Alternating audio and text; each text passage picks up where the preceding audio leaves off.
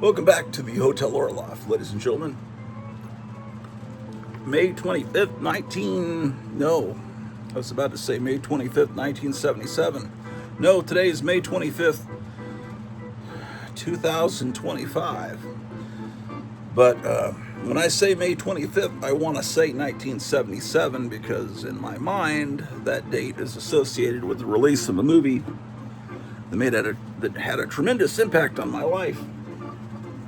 And it was called Woody Woodpecker. No, it was Star Wars.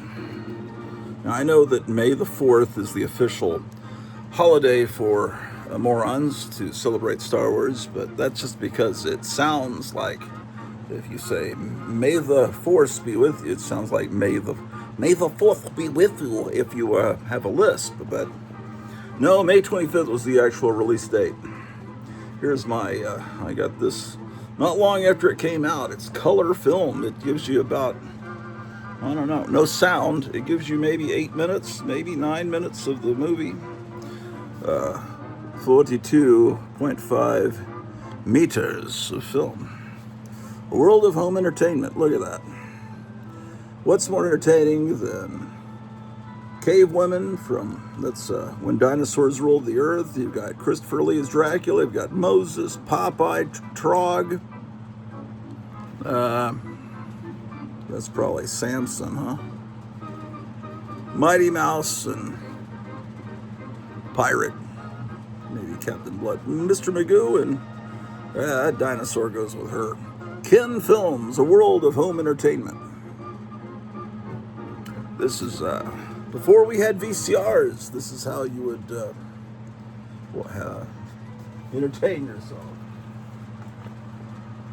Another movie that had a big impact on me was Planet of the Apes, that also came out from 20th Century Fox, and they said that Planet of the Apes never would have been made if it wasn't for this film, because a lot of studios had rejected Lucas for Star Wars, but they saw, oh, there's a giant ape-looking creature in it, so maybe it'll be successful like Planet of the Apes. So Chewbacca is really what caused Star Wars to be made.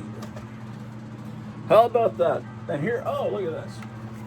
This just happens to be here. Seriously, I didn't plan this. I cut this out of the newspaper. Let's get some better light. This was out of the Fort Worth Star-Telegram, Fort Worth, Texas. This was the full page ad when Star Wars came out. I think it came out in Fort Worth maybe the next week. Anyway, this is the way it looked. This has always been my favorite poster art. They later revised this painting because, you know, that doesn't look like Mark Hamill and that doesn't look like Carrie Fisher, but it's all right. They look better. Beautiful painting from the Hildebrandt brothers. On the other side, I've had this laminated years ago. See the other movies playing at the time, A Bridge Too Far and Run for Your Life, Charlie Brown was out. Sinbad and the Eye of the Tiger, that was out as well. Cross of Iron, that was a good movie. For the Love of Benji. Oh, look at that. Look what was going on here at this theater. This is the TCU Theater. They tore that down. They had Forbidden Planet playing there. A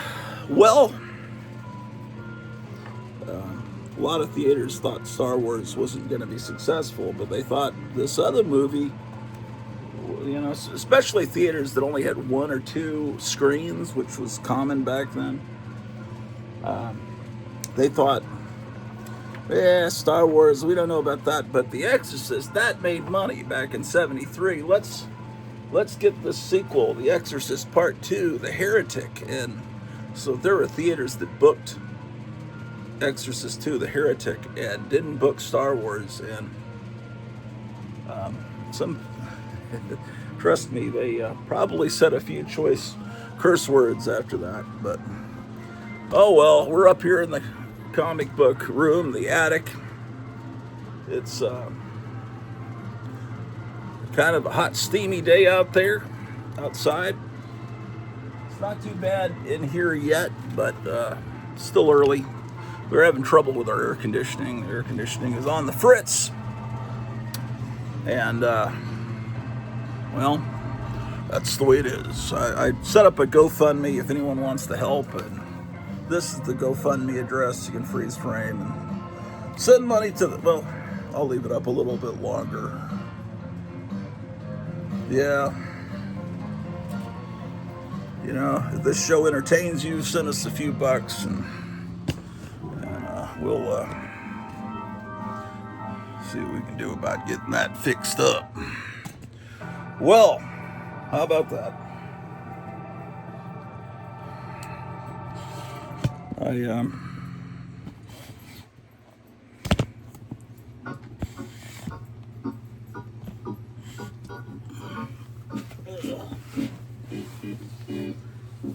So, we'll see. What was I trying to do the other day? I think I was going through this box. We were here together not long ago. Yeah, so I had just finished 6th grade. I was going into 7th grade that summer. My brother took a date to see Star Wars. It was right as he was going into the Army. He just graduated from college and was going into the Army in a few weeks, and he went to see Star Wars. And he told me, the movie's great. The special effects are better than 2001: A Space Odyssey, which was the benchmark at that point. And then I went to see it with my mom and dad not long after that. And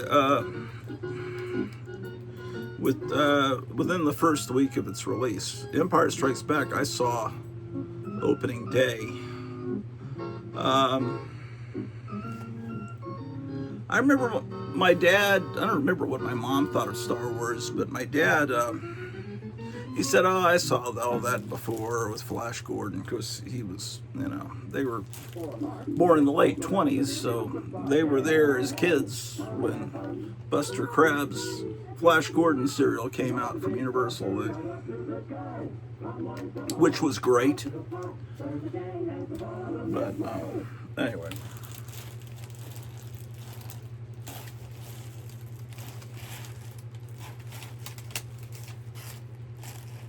We already saw this box. Nothing to see here. Trying to think of what's been happening. Yeah, it is starting to get a little hot up here. It might have something to do with being right next to a lamp. You know, see, I got this lamp here, and this lamp trying to light me up. Ride all the rides as often as you like. One admission price includes all rides and entertainment. Every minute is action-packed as you experience the excitement of the Old West. Ghost Town offers a day of fun and thrills for the entire family. Got cat here all over me because I was brushing Alan, my cat, this morning, and all this because it's the beginning of summer. He was shedding unbelievable amounts, so I've got cat hair in my eyes all over. It's on the phone screen right in front that I'm recording with, everything.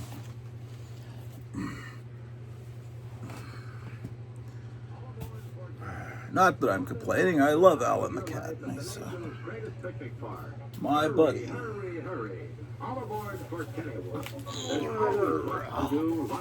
Let's get another box of comics, ladies and gentlemen. Kennywood's Kittyland is the nation's largest. Even the smallest tots can ride there. Don't leave anyone at home when you go to Kennywood, where there's never a dull moment. The nation's greatest picnic park. It's an unbelievable wonderland of fun. Kennywood, the Tri-State's favorite playground. Bigger and better than ever this year. And don't miss the Rotor, the thrill sensation from England. You just have to see it or ride it. I was just talking to Kevin, the owner of Gotham City Comics, just a little bit ago about Kennywood, the amusement park, and how it has the oldest dark ride in existence. The Old Mill, I believe it's called. You float in a boat They used to call them Tunnel of Loves because it was dark and you could grab a kiss from your girlfriend as you went through the tunnel. Now people tend to call them dark rides more often. Here's a mint condition copy of Fantastic Four number 28. And it's, usually when they cut off the title, this is obviously a copy that didn't sell, so they cut off the title and sent it back so they'd get credit for it at whatever store. But look how they cut around the word box, so it was a smart drugstore owner. Let's go through my Fantastic Fours. The Fantastic Four movie coming out this summer looks like it's having all kinds of problems from what I'm hearing. This is the Fantastic Four collection I've amassed over the years. This is issue 29. This really was my favorite, and is my favorite Marvel comic from that era. Well, with Amazing Spider-Man, right up there too. But Fantastic Four was the flagship comic. It's ironic that it took all this time for Marvel to do a Fantastic Four movie, and it doesn't look like they're still. Although the idea of putting it in the '60s is great, some of the casting doesn't. We'll see. They're doing reshoots right now because apparently the ending was bad. I had heard that they had killed off one of the Fantastic Four, which was not a brilliant idea. But of course, they're not very smart. They killed off Iron Man. They've killed off Scarlet. They killed off the Black Widow. They killed off. They turned the Hulk into a nerd, and they sent Captain America back in time, so he's essentially no longer in the picture. So whatever, they don't know what they're doing. Here's 31, which I got a lot of copies of 31. I don't know why. 31. This is one I can tell I got back in the late 70s from they didn't call it mycomicshop.com because .com didn't exist in the late 70s, but it was Lone Star Comics, my local comic store. You see, next to the 31, let me see if I can get in. I'll zoom in on that. You see the G right next to the 1, little in pencil? Lone Star Comics would write lightly in pencil the condition of the comic on the comic. So that is good condition, according to the graders at Lone Star Comics.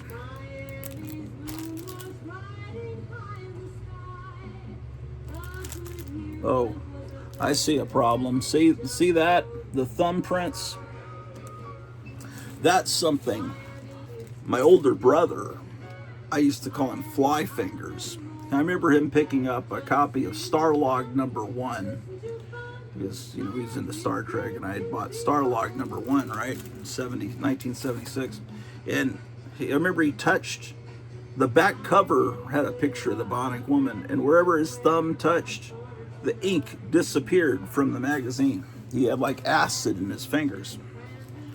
My mother, OCD, obsessive compulsive disorder, is an inherited condition that my mother had, and I had, and my middle brother had, and it's where it takes all kinds of horrible, like for instance, in 6th grade, it's usually stress related. When you're under a lot of stress, it's people that are under a lot of stress that are usually highly intelligent people. Of course, I'm highly intelligent. But usually it doesn't really happen. It happens with people with extremely high IQs like I have.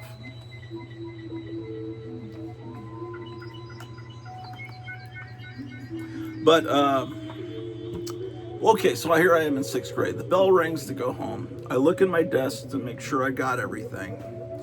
Okay, and there's nothing left in my desk in the whole, And so I look again. And then I look a third time. I had to look 3 times, even though there was clearly nothing in there. Things like that. Or I remember in the summer of '76, hand washing. I got real bad about washing my hands. And then I'd go a few feet away from the sink and I'd go back and wash them again. It was just like, and then my middle brother got it. I got rid of it. I mean, still think, sometimes I'll check the door after I lock it a few times. It turns into a ritual. But I've pretty much, through sheer force of will, I have forced that shit out of my brain. Of course, comic book collectors usually have OCD, and that's why they've got to get all the different variant covers, and that's where the comic book industry realized that we're all nuts, because we're buying these funny books meant for 9-year-olds. But they force us. That's why they started doing all these variant covers, and it suckers in all these people, and they spend all this money on it. Anyway, my older brother Mike got to the point where he would walk into the room and there would be a stench of Lysol, because he carried a paper towel in his pocket that had Lysol on it, and he'd use it to open doorknobs and stuff. It's what Howard Hughes had. Howard Hughes was a clean freak, germaphobe. So I forced myself not. But anyway, the point is, my oldest brother probably had it too, but he really forced himself. Heck with it. I am not gonna be subject to these evil, probably demonic forces going on in your head. So he just didn't really wash his hands much. So he winds up with the acid fingers, like whatever charming kid owned this comic originally. So anyway, that's issue 31. Here's another copy of issue 31. Let's look at this one. I can tell you this one came from Duncanville Comics. Let's see, this one says $45. I think I got it half price. I don't remember. The little dots have a meaning at Duncanville Books. I think this was a half price sale. Yeah.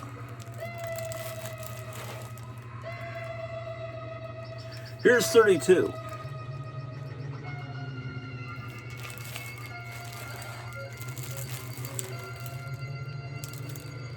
And it was so good, I went back and bought a lesser quality copy. Oh, spit the food out. Sorry. I'll tell you the story. Second to last time I went to a comic convention, it was a comic book convention.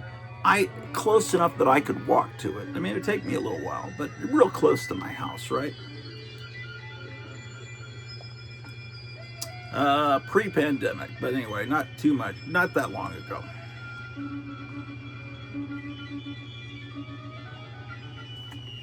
Anyway, so I go to this comic book. It was called a comic book convention. And I went in there, it's like, okay, where are the comic books? I saw the Funko Pops and the Beanie Babies and all this little dragon figurines and everything, anime, no comics, anywhere. I finally found one guy over by the wall. He had about 4 short boxes of comics. And he had this, and I bought it because it was the only... I thought, I didn't actually remember that I owned it already. Actually in better condition, because I don't have that app that all of you have on your phone. That would be a whole nother OCD thing. If every comic book I had to enter into my phone, first of all, I'd be blind. How many hours must that take? I can't force myself into that. It's not like I'm out there actively seeking comics.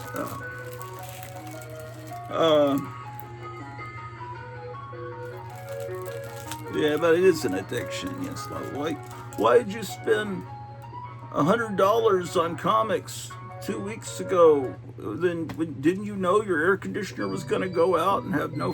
No, I didn't know that. I didn't know that. So, but normal people save money instead. But comic collectors are complete fucking gosh darn morons. Yeah. It's like, why are you having a GoFundMe You have all these collectibles, just sell some of them. Do you really think that's possible with OCD? That would bother me every second of my waking life. I couldn't take. That's how the insanity of this OCD, and it makes total sense to you normies, but I just figure, well, maybe some of my friends can help me out. I don't know, man. Here's Fantastic Four. Did I just show this to you? Isn't that great? The photo, the background that Jack Kirby's providing you with. Golly, this comic was great. 33. I'm missing 34, so it must be one of those key issues. I don't know why I've never gotten 34. 34 is probably that one with Black Bolt on it, with his arms outstretched that I never could afford. That's 35. These are all comics that I got probably about the time Star Wars came out to keep this a Star Wars themed episode. Here's Fantastic Four 36. So the big movies this summer are supposed to be Jurassic World, Superman, and Fantastic Four. I think Fantastic Four is gonna flop. Unfortunately, here's another copy of that same comic, because they're not gonna get it right. I'll go see it if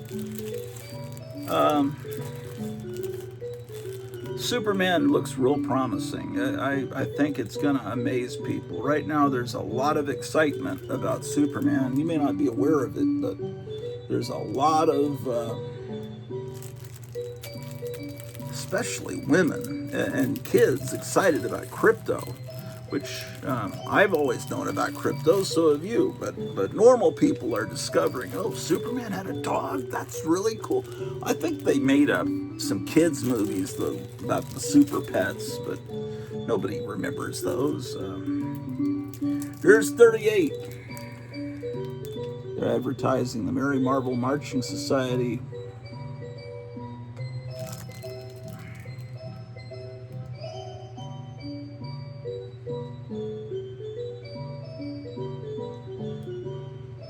Someone says that the thing has the wrong number of fingers there. He has 5 fingers, but I think, does the thing have 4? I don't know. We'll have to see. Yeah, the thing is always drawn. Here's 39. You see, he's got a thumb and 3 fingers. It's the way Kirby draws them. It's all right. Wonder how the cosmic rays caused him to lose a finger. It's pretty weird. 40. A comic I dearly love is Fantastic Four. I would love to fill in some of my holes and issues, in the Kirby issues, but 41.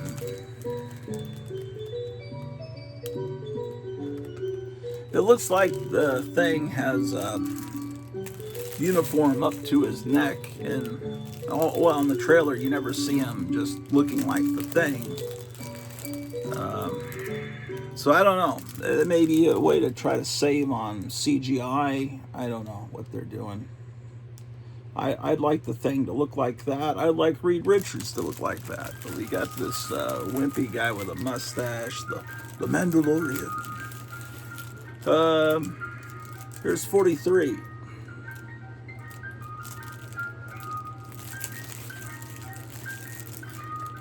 Here's 43. I've got a lot of duplicates. There's one of those G's again. I would get these really cheaply. I don't think, in the late 70s, early 80s, I don't think I was paying more than $5 for these. I don't think so. But then everything was cheaper back then.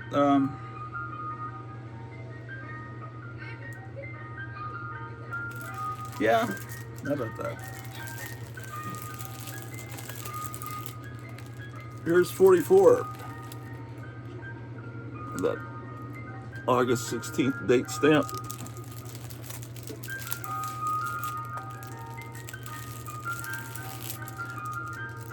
That was, here's 45. It's a great issue.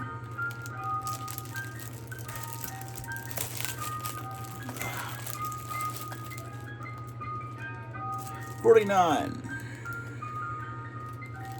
What am I missing? 45, 46, 47, and 48. 48 just came out as a facsimile, so I imagine this one will be a facsimile of this one next month. This is, you see between the 4 and the 9, they wrote VG, very good.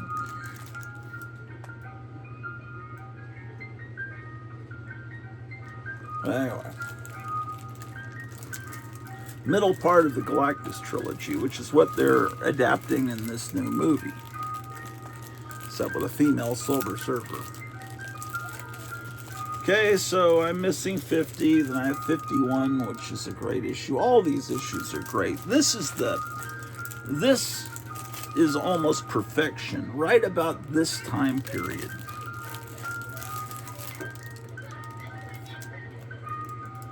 '52. This is the first appearance of the Black Panther. That's another character Marvel killed off in the movies because the actor that played him passed away. They didn't need to kill the character just because they could have had a wonderful tribute to that actor, but they didn't need to kill off the character. That didn't make any sense.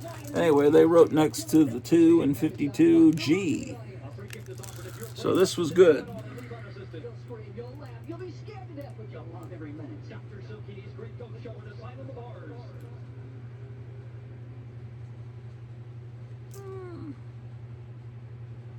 It does have a crease down there. You see that crease? It's hard to see the crease. It looks like part of the machinery. But I have the facsimile to it. Sometimes it's fun to get a facsimile of a comic you own. See, it's got the barcode. It doesn't say 12 cents anymore.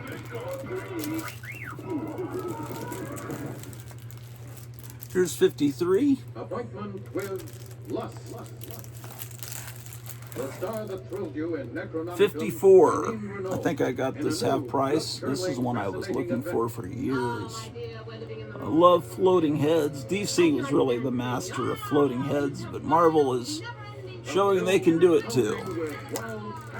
I've always loved floating heads on covers since I saw my oldest brother reading Justice League of America about 1970, 71 when I was a little tyke. I remember seeing Justice League with the floating heads. Usually the floating heads indicated it was one of the summer issues where the Justice League met up with the Justice Society. Here's another copy of that same issue. This just is wonderful. This is very happy making. It makes you happier. Here's 55. And if you look there, you see next to the 5, it says VG. Very good. That means it's probably still very good because it was very good when I bought it. Trust me, it's still very good. 56. This one says, according to the Lone Star Comics, graders G.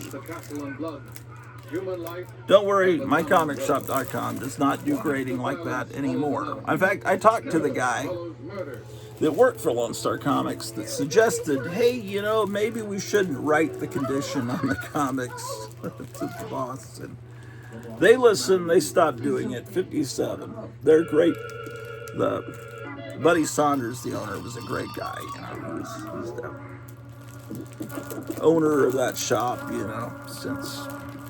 that I was going to since I was 12. They sold.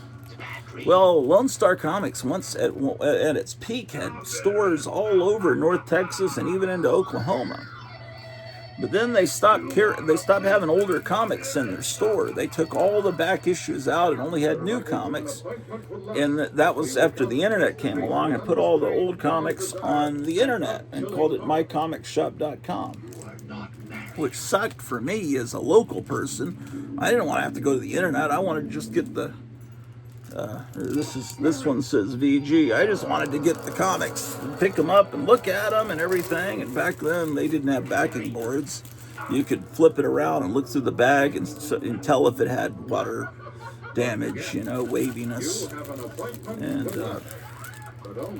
here's 59. You know what? I need to plug this camera in because it could go kaput. And since this isn't a live broadcast, it'll just end the show. If it runs out of electricity during a live show, it'll still keep going for a while. Hold on a second. The Fantastic Four.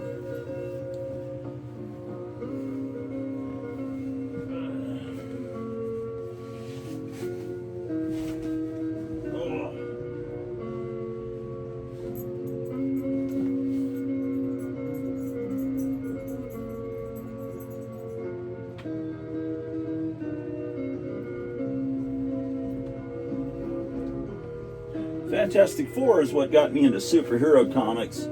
Before I was just into the horror comics. Man-Thing, Ghost Rider, Morbius the Living Vampire, you know, supernatural thrillers. I was into all that.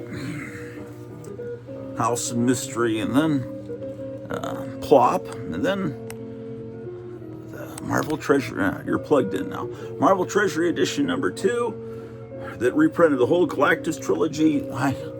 I got a hold of that because the Thing was a monster, and that made me interested in that, and I couldn't believe. And then I started reading the new Marvel superhero comics. That's what's hooked me. Like Chewbacca caused Star Wars to be made, the Thing caused me to become interested in the Fantastic Four, and then everything went from there. So I've always loved the Thing.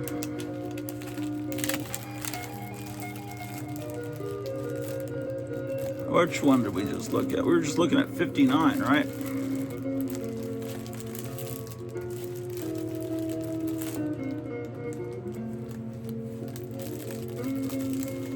And they're making an Avengers movie right now without any of the Avengers. And they've got Doctor Doom in it, so I guess Doctor Doom comics are going up in value. Here's 59. This is one where I've got it in multiples. Another copy of 59, and this was never an intentional thing. When you see me with more than one, it's because I mistakenly just couldn't remember if I had that issue. And no, I'm not selling any of the duplicates. That's not something. My brain is not wired that way. I'll draw a picture of Dr. Doom or the Thing for you. I'm gonna start doing sketches, commissions, things like that, paintings, to try to raise money to help us with the air conditioning fund. If there's something you'd like me to draw, let me know down in the comments below, and I'll do a live stream sometime this week where I'm doing drawings, and then you can kick in some money to GoFundMe, send me your address, and I'll send you a drawing. I'll draw it for you live on the air. Here's 61. It makes me feel like Christmas. Christmas in May. 62. And of course, Darth Vader is based on Dr. Doom.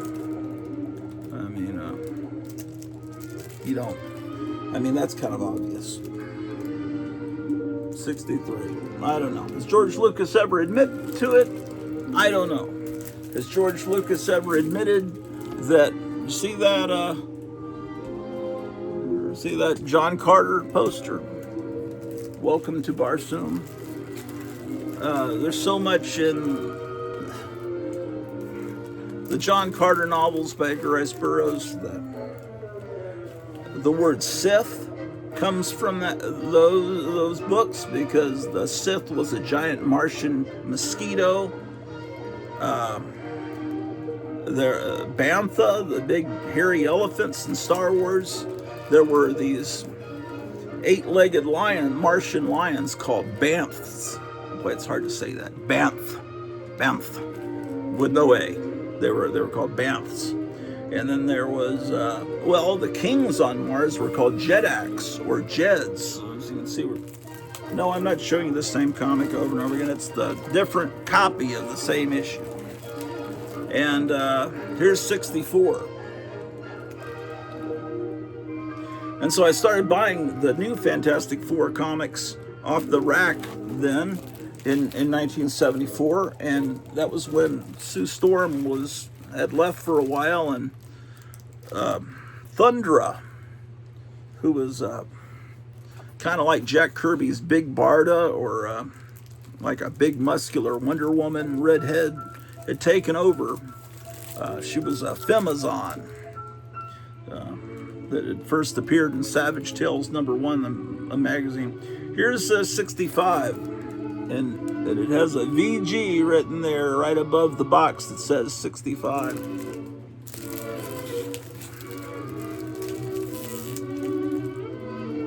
'66. I remember where I bought this copy. I bought this at Austin Books. I wonder if that comic shop's still there. It was a really good one, but I bought it there, and it was probably the 1980s. So, '67. People are speculating on this because it's the first appearance of him that would become Warlock, and everyone thought Warlock's going to be in a Marvel movie, and I loved all the Guardians of the Galaxy movies. Part 3 has Warlock in it, but unfortunately he's played like an idiot, kind of like they did with the Vigilante in the Peacemaker series. But the Vigilante comic is one that people don't have fond memories of, really. Do you really? I have a few issues of it, but 68. It wasn't a fun comic because Diamond just went under, the direct distribution company to comic stores, and to a certain degree, Diamond is just another copy of the same issue. Diamond is responsible for everything that's happened. Although it's when comics started being directly distributed to comics, they stopped being sold in they weren't in grocery stores, in drugstores, and bookstores, and 7-Eleven, Stop and Go, Mr. M. And then kids didn't have access to them anymore because kids didn't go in comic stores. Here's 69. So then they started, we're distributing direct to comic stores. We don't need to worry about the comics code. This is a great one. Look at that. Look at how great. It almost looks 3D with the city, but that grayscale city back behind them through the opening in the building.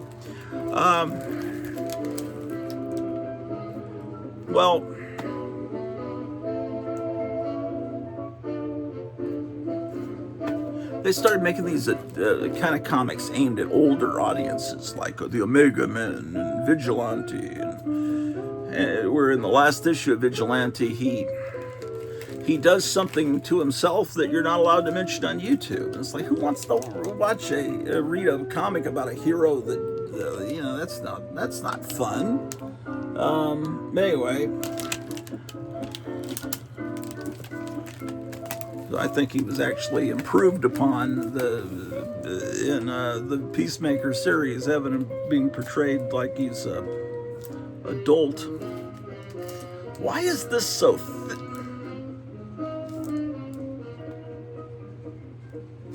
This feels really thick. Something's up with this. It's real thick. Is there a backing board in the middle of this? And I would never have done that.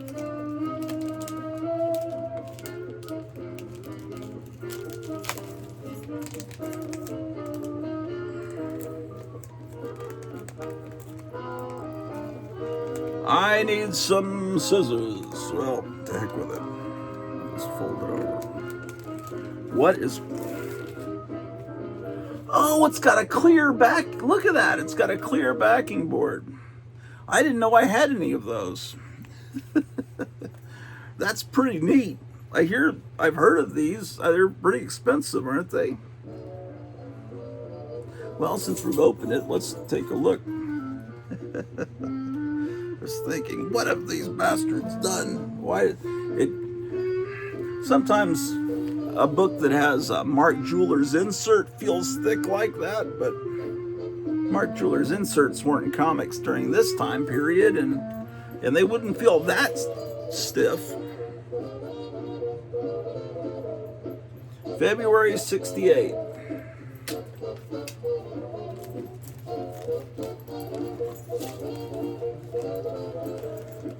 Oh man, how weird. So anyway, I didn't like those adult. I wanted comics to be for kids, and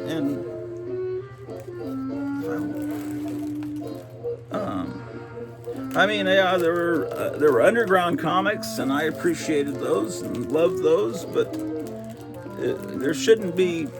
And Buddy Saunders, the owner of Lone Star Comics, agreed with me. He was very upset and confused by all that because in when they brought the character Lobo along, he was the villain in the Superman comic, and then they had a separate Lobo comic that was sold exclusively to comic stores that wasn't on the spinner rack, and in that he was it was very there's another copy of 73. Or it's not another copy, it's my only copy. Anyway, he did not like he thought that a kid would buy the adult comic because they saw him in the kiddie Superman comic, and he was very upset by it, and he said, Dad, I don't know, he said some expletive. I've talked to people that were there when this happened. He says, I'm done with DC, and then he put the DC comics at the very back of his store. You'd have to go in and walk past the Marvels and everything else, and the DC were in the very back. He was pissed at DC. Of course, now Marvel's just as bad, and he just saw that there was going to become another era, like a Frederick Wortham era, another witch hunt against comics, and he just didn't want his store to go down with that. And I can understand that. As a business owner, he didn't want to be involved in that. That's 75. And then for a while, he did this before Walmart thought of it. He had the idea before Walmart. He hired a little old lady to sit at the front of the store as a greeter. When you went into the store, there'd be a greeting from your grandma, and then there'd be all these toys, and then you walk back a little further, and there'd be the Marvel comics and the science fiction paperbacks, and you go to the very back. That's where the DC were.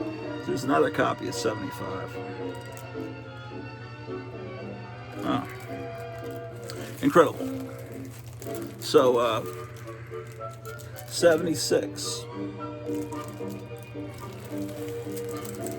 Anyway, comics stopped being sold in newsstands by the mid-90s. They pretty much had disappeared.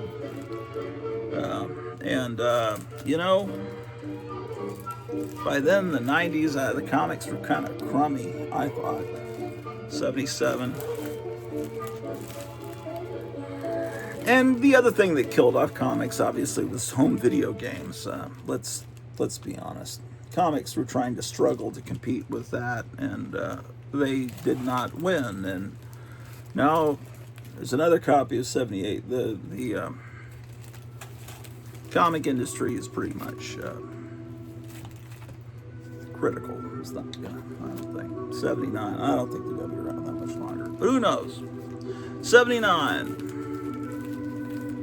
Another 79. Ooh, this one's not. Someone got hungry. 80.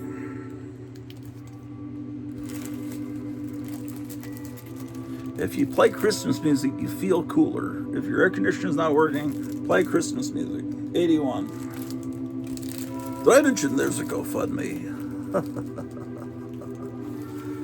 82. Oh, I was looking for this one for years. I finally got a copy of this from Kevin at Gotham City Comics in Mesa, Arizona. Now, I could have saved my money and saved it because I might have my air conditioner go out 2 years later, but I didn't do it. And you wouldn't have either because you're just as insane as I am. Here's 83.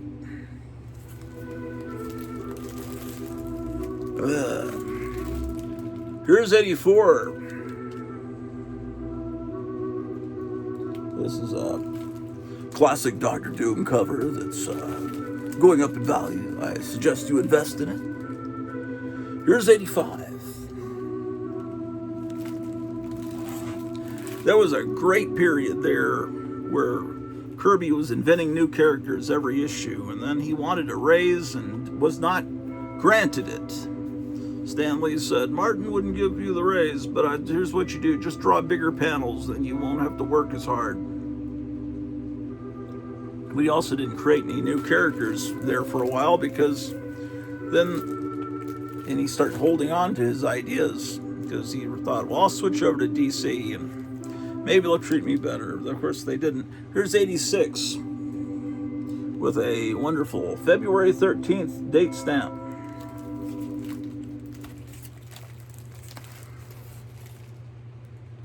87.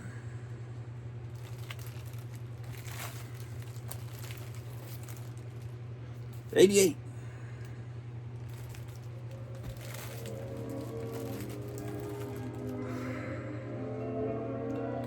89.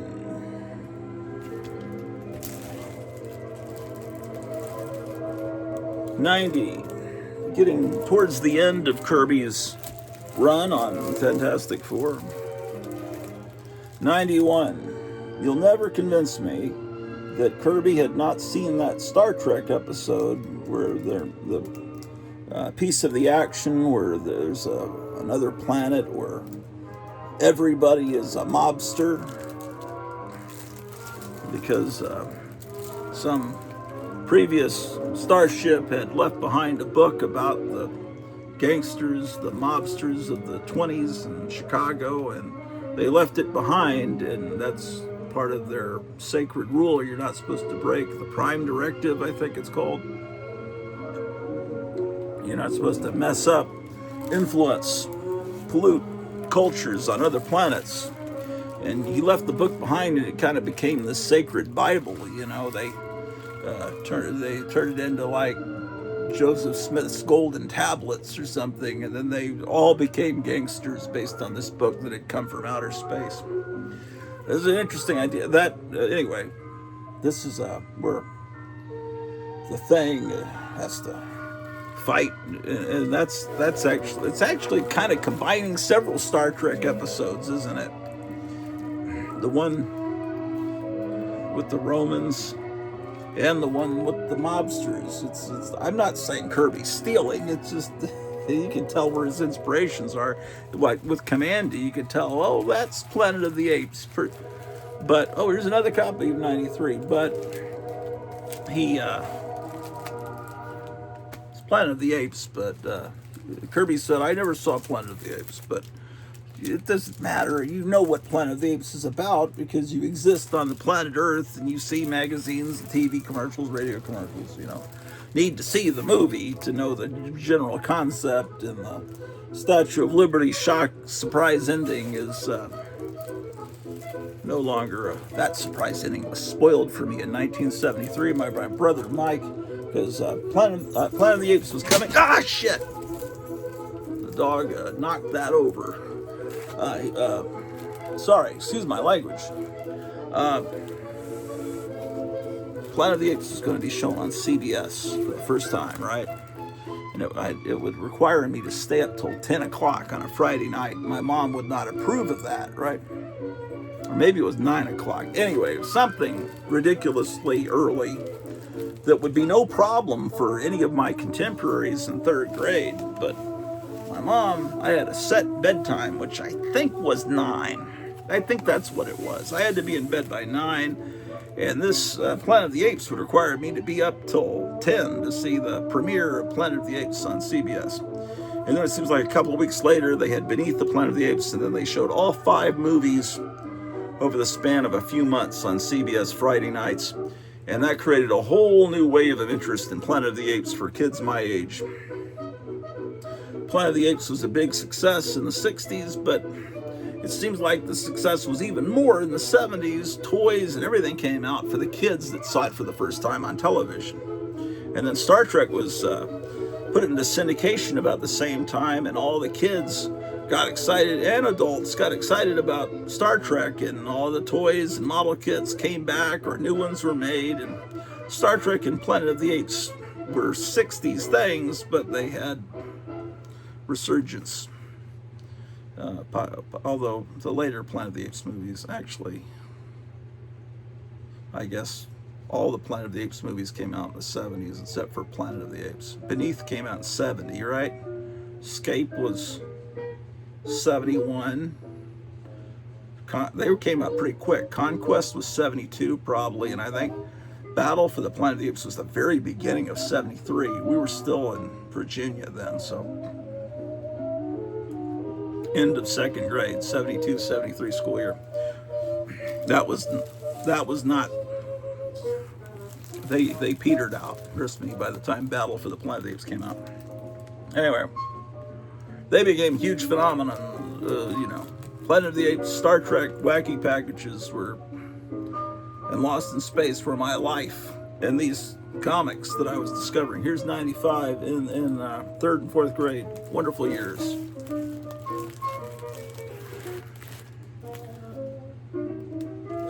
Good morning. Yesterday, you wake up and time has slipped away, and suddenly it's hard to find the memories you left behind. Here's 97. I guess I'm missing 98 and 99, but I do have this beautiful battle cover 100. Look at that.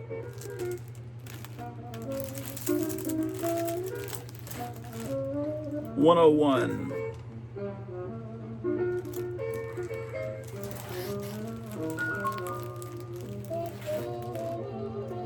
Another copy of 101.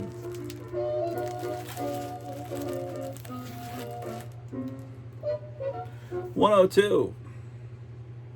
It's VG because there's a VG sticker on it. It'd be a lot simpler just to write it on pencil on the cover than to make a sticker. Ooh. 102. I'm missing 103, 104, and 105. Here's 106.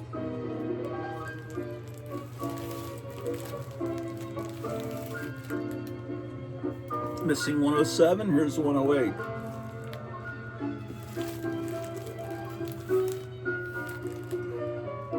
'109.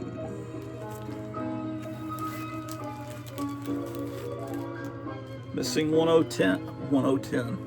1010. I'm gone, man. I'm gone. Here's 111.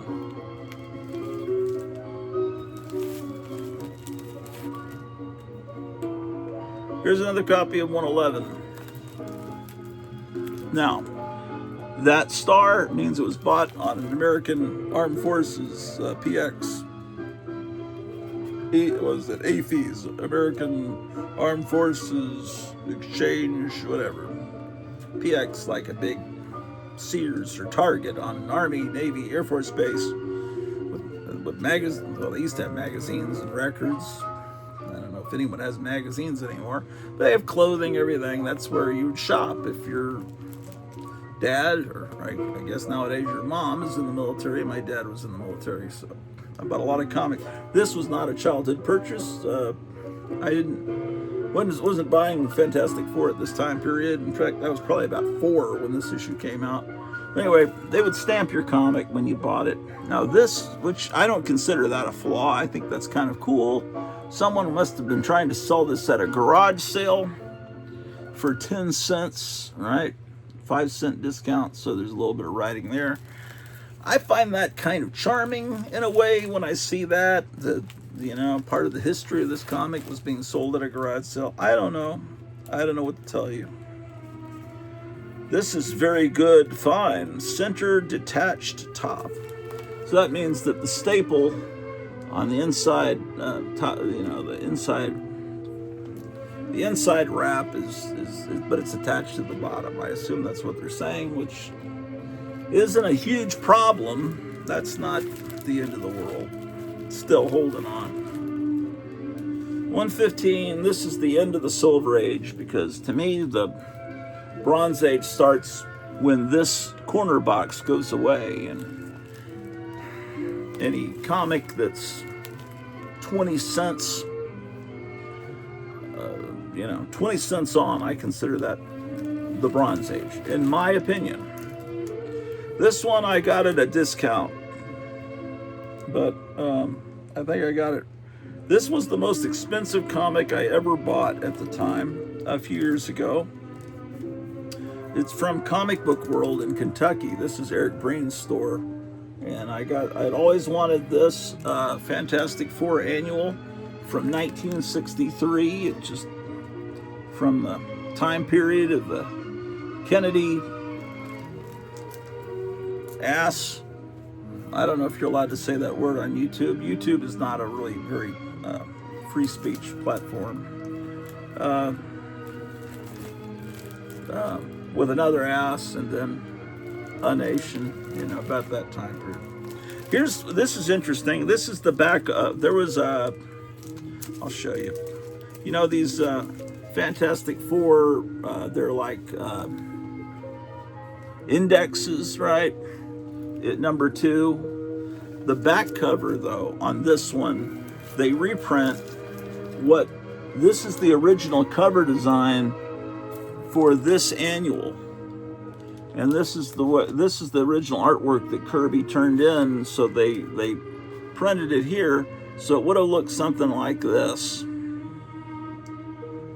And you got this big Atlantean army coming in, and so it was changed to this, with the Submariner more prominent, and still has Spider-Man down at the bottom. I don't know. What do you think?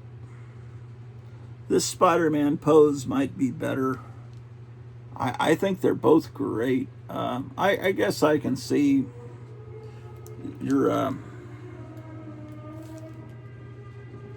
don't know. I don't know what to tell you, but I put it in backwards in the bag to compare the two.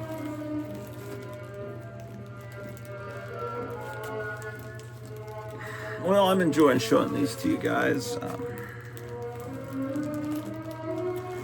I have my wife. I have three: a wonderful cat, a wonderful dog, and 2 kittens. I feel like I'm blessed in many ways. I've met wonderful friends here on YouTube.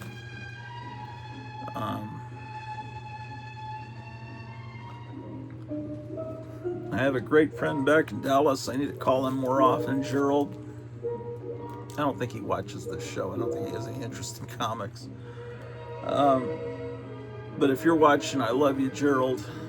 He's like a brother. My friend Randy is like another brother. I need to talk to him on the phone.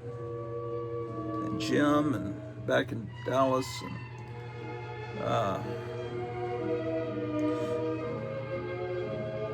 and we have some great friends. Gio and his wife. My wife went to a show with her not long ago.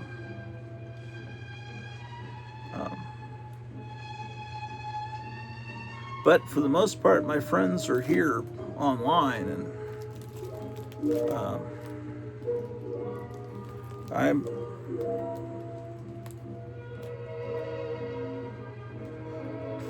I probably retired too early. Thought it would work out. I'm working 10 and a half hours a day trying to, I'm not really complaining. I wish that there was, I don't know.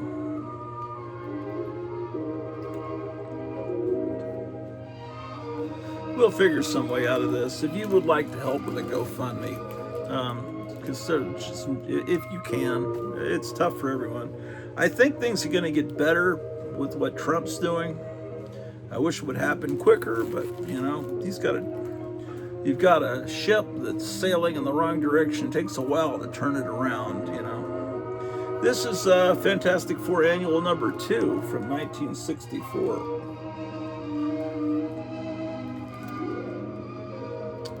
And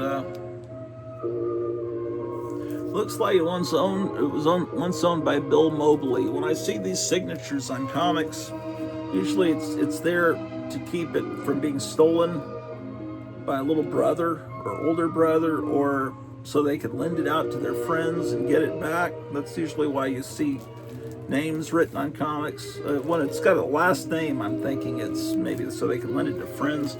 Usually when it's just one name, like Shelley, and it's written several times on the cover, it's some sister trying to keep her little brother from stealing her comics, I think. And I like to look at that signature and kind of have a little moment of silence, thinking of the person that once owned this comic, you know, that may still be around. Maybe yes, maybe no, but for some reason they don't have their comic anymore, and I like to, if their name's on it, I like to honor them a little bit. Here's Fantastic Four number 3. Now that's a hell of a cover, man. Can you imagine?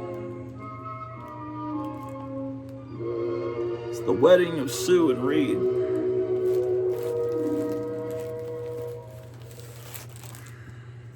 Here's number 4.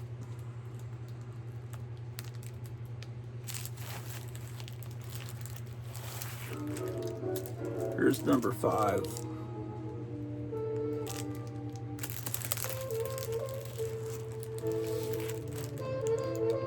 I don't have 6. I wonder why I don't have 6. I'll have to look up what's on the cover of 6. This is one I bought real early on, probably in 1977. I remember buying this at Lone Star Comics. This is issue 8.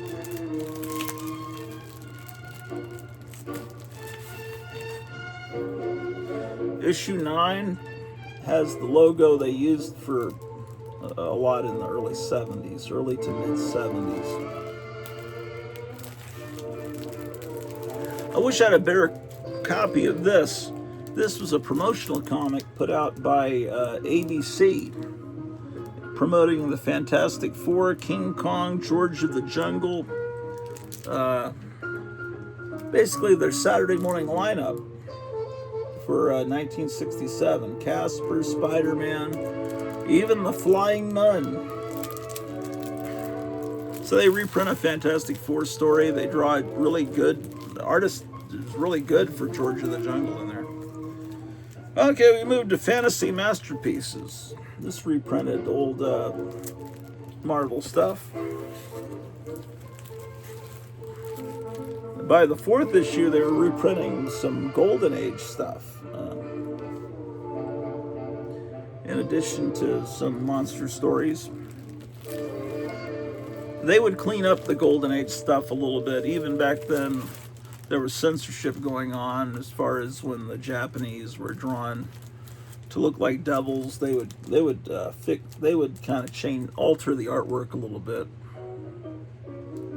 But anyway, World War II reprints, Captain America. Right. There's another copy of Fantasy Masterpieces number 5. Here's number 6. That great hat.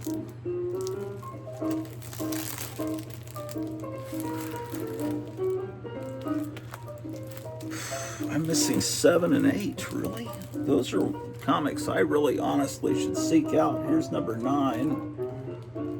With the origin of the Human Torch. Now this is the original Human Torch, not the one in the Fantastic Four. Issue 10.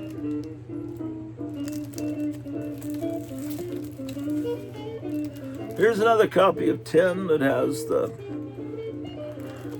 Moat, mother of all poles, or Moat, mother of all tape poles. That was not done by me. Oh boy, I've got another copy of 10. And 11, The Origin of Toro.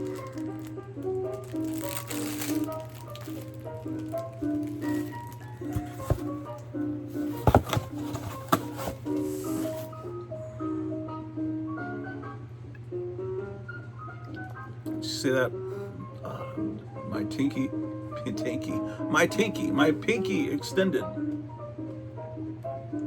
It shows I was royalty in a past life. I've cut out soft drinks 100% again, and I'm trying to lose weight and get into shape this summer.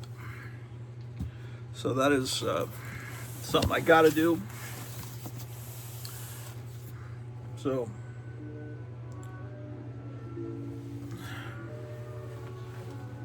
How about that?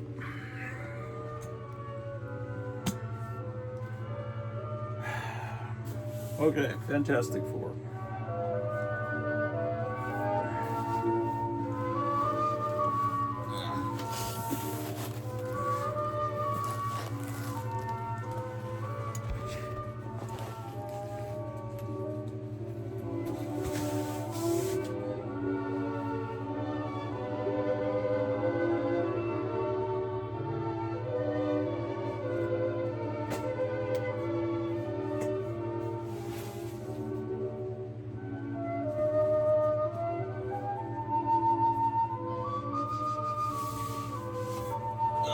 What's in this box?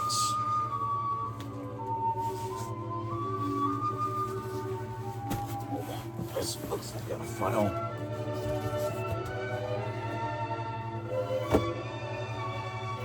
Look at this great cover. Hold on, you guys get back over here.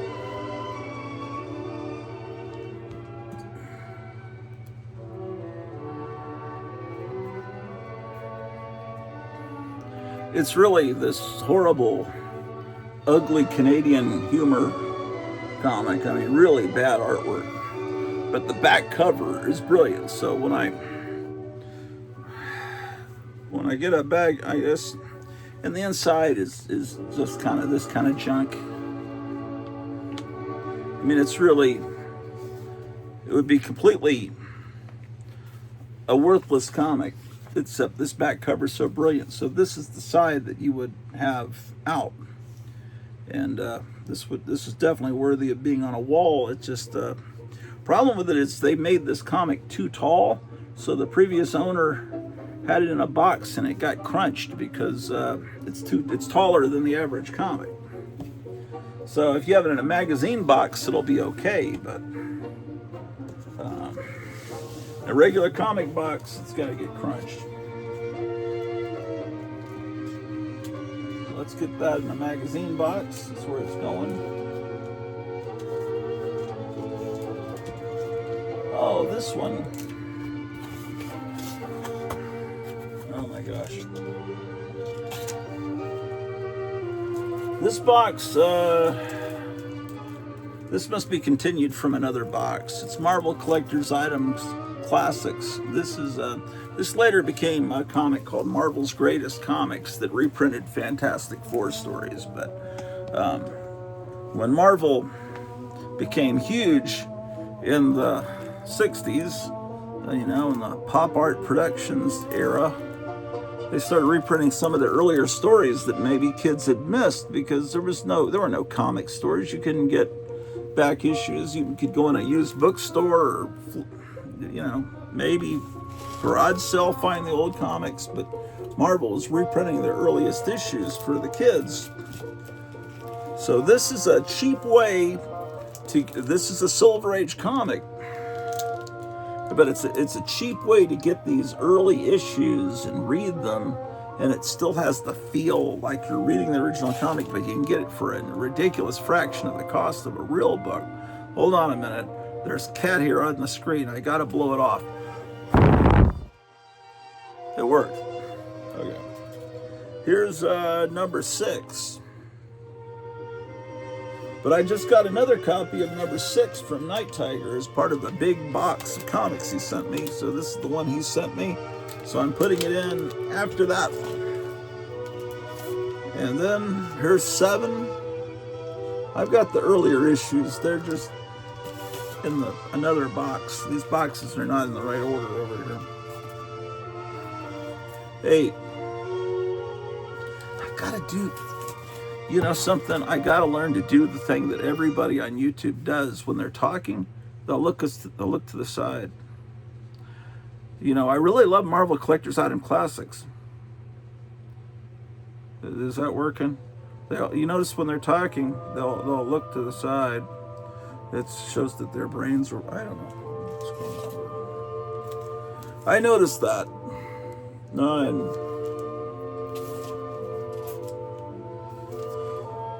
Number 9. No, I'm not going to do that. Number 10.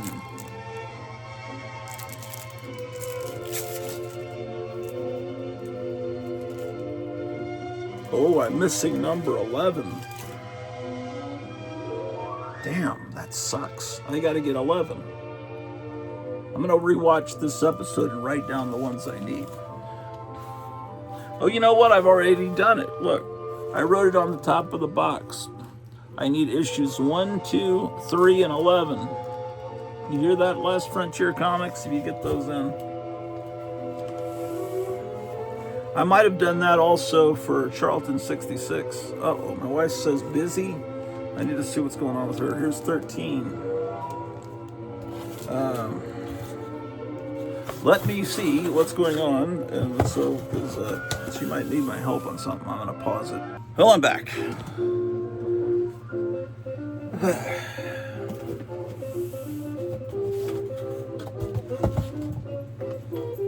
What were we looking at? Marvel Collector's Item Classics, possibly.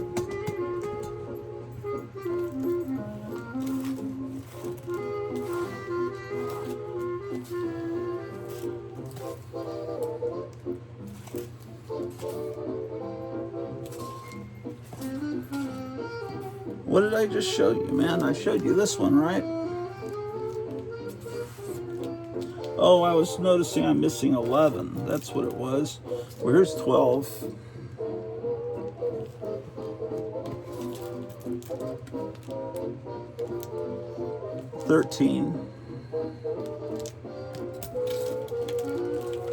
Yeah, these books are so much fun because of all the great entertainment contained within them.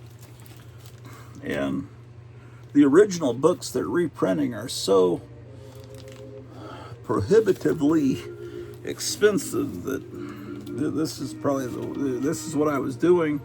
Even though I have several copies of this issue, I didn't when I was buying.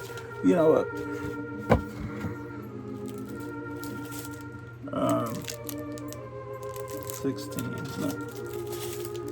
Here's 17.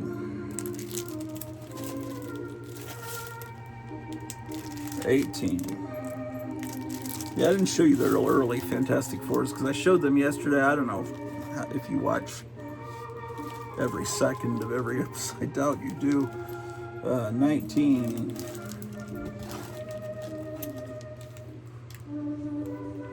20. This is the one I didn't have the top. The title was, the strip was gone. Here's 21. I have the original of that one too. Another copy of 21. Oh, this one has the grade written on it. I hate that term, grade. I gotta not ever use that word again. Condition.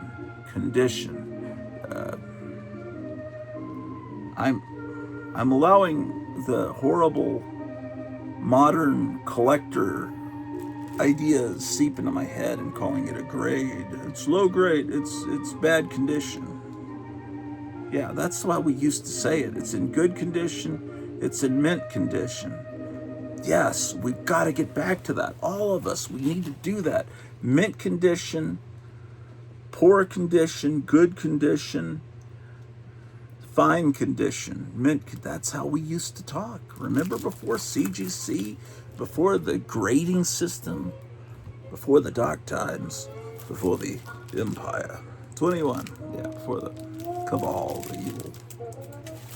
And all these people, I was complaining last episode, that it's like, I'm going to my LC to buy some comics for my PC. I don't want any low grade. But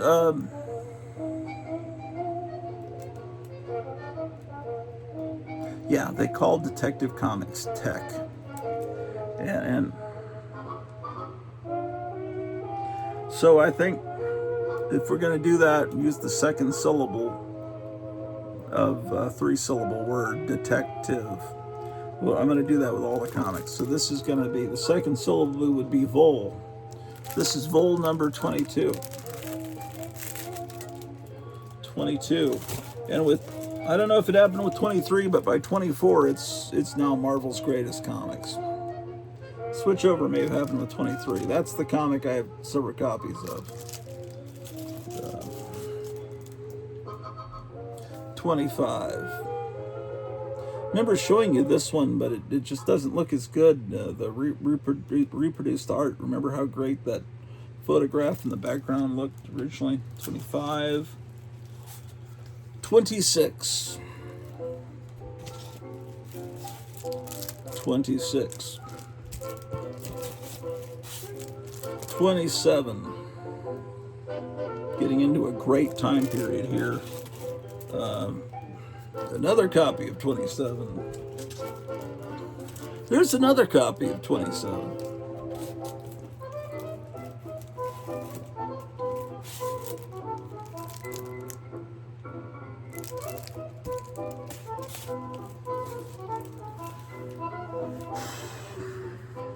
This reprints an earlier issue of Fantastic Four. 29. 29. Another copy. 30. Missing 31. Here's 32. 33. Well, then about that time, I guess they switched over and became to 20-cent comics, so those were in another box over there.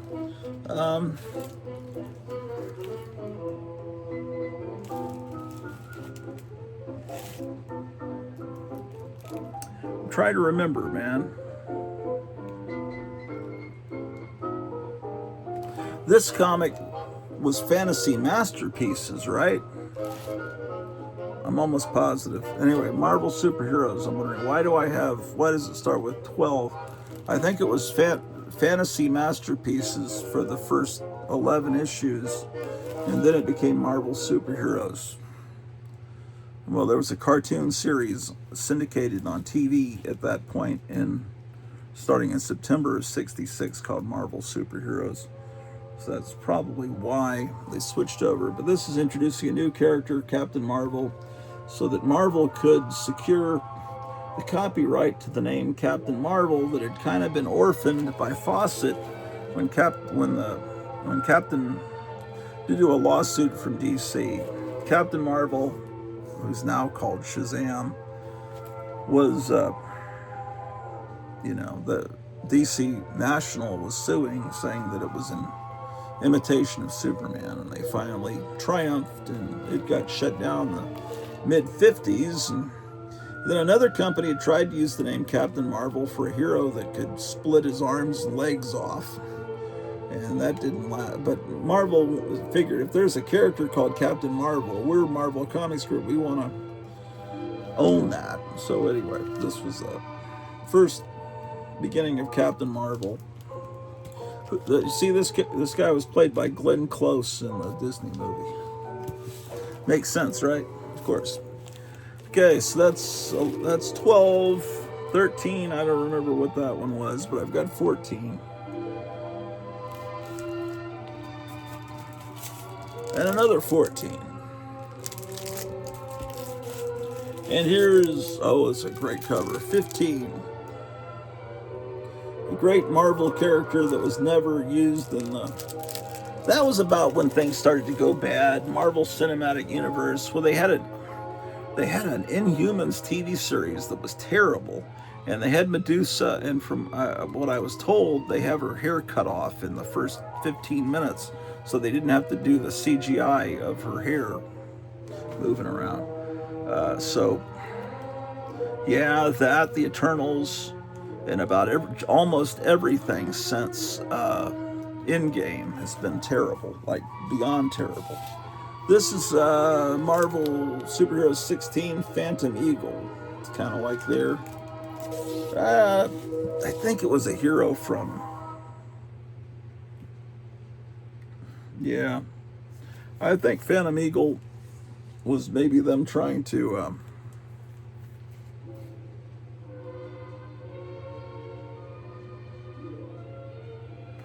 they're trying to do Enemy Ace.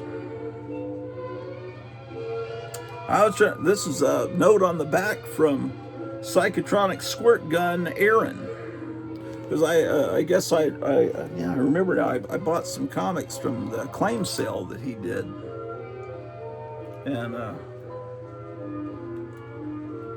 so I don't know. I thought maybe this was an upgrade. I think it is an upgrade, because the one I had before, see how it kind of looks like maybe it had been through a fire, or maybe someone that was a very heavy cigar smoke. No, I think it went through a fire.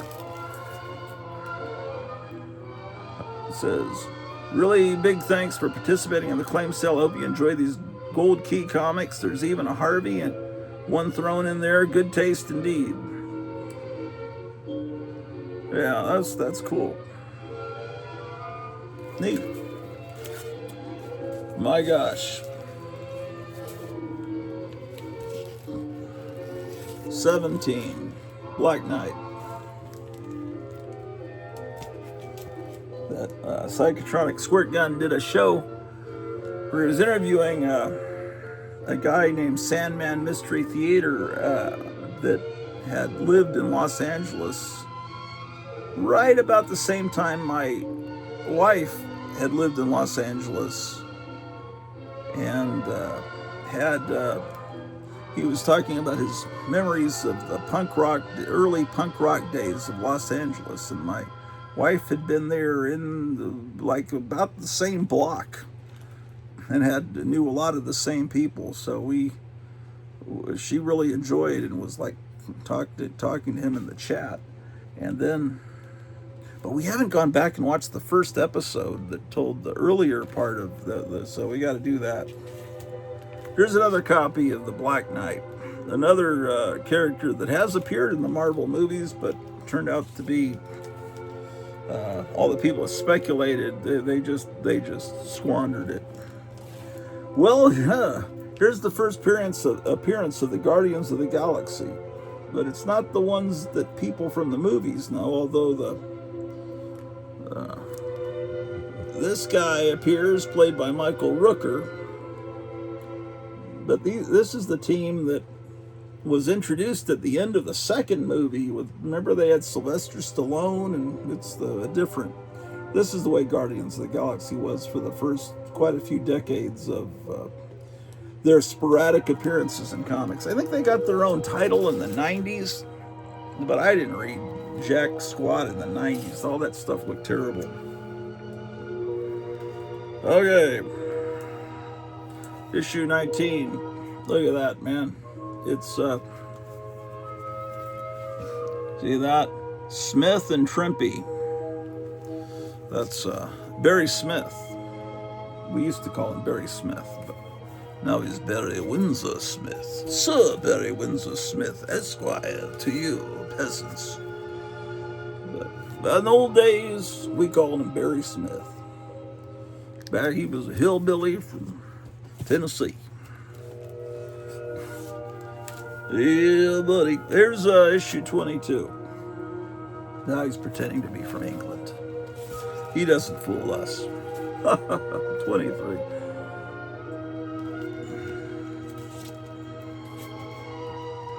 '24. I'm going to put the Christmas tree downstairs because I just want to. Here's, remember that time period when the Submariner used to have a mustache? It's kind of like, you know what? When they were casting for the Fantastic Four movie, I think they had they probably just had one comic book where some kid had drawn mustaches, and they thought Reed Richards had a mustache because some kid had drawn a mustache, and Reed Richards said, "Let's hire Pedro Pascal. He looks exactly like the way he's drawn in the comic." Unconfident, nervous. That's how I imagine Reed Richards. That's all he looked like in the trailers. Like, oh, are you going to save the Earth, Mr. Richards? I think we can. Like Don Knotts. Yeah, why didn't they get Don Knotts to pay? Well, I guess because he's not alive, possibly. I was just reading some more. That was probably a clickbait. Something about Don Knotts being murdered. Hopefully that's not true. 26. I'm missing 27. What is this? Here's 28. Really, these are books I really would like to fill in the gaps, man. Here's 28. Someone just scribbles out the price.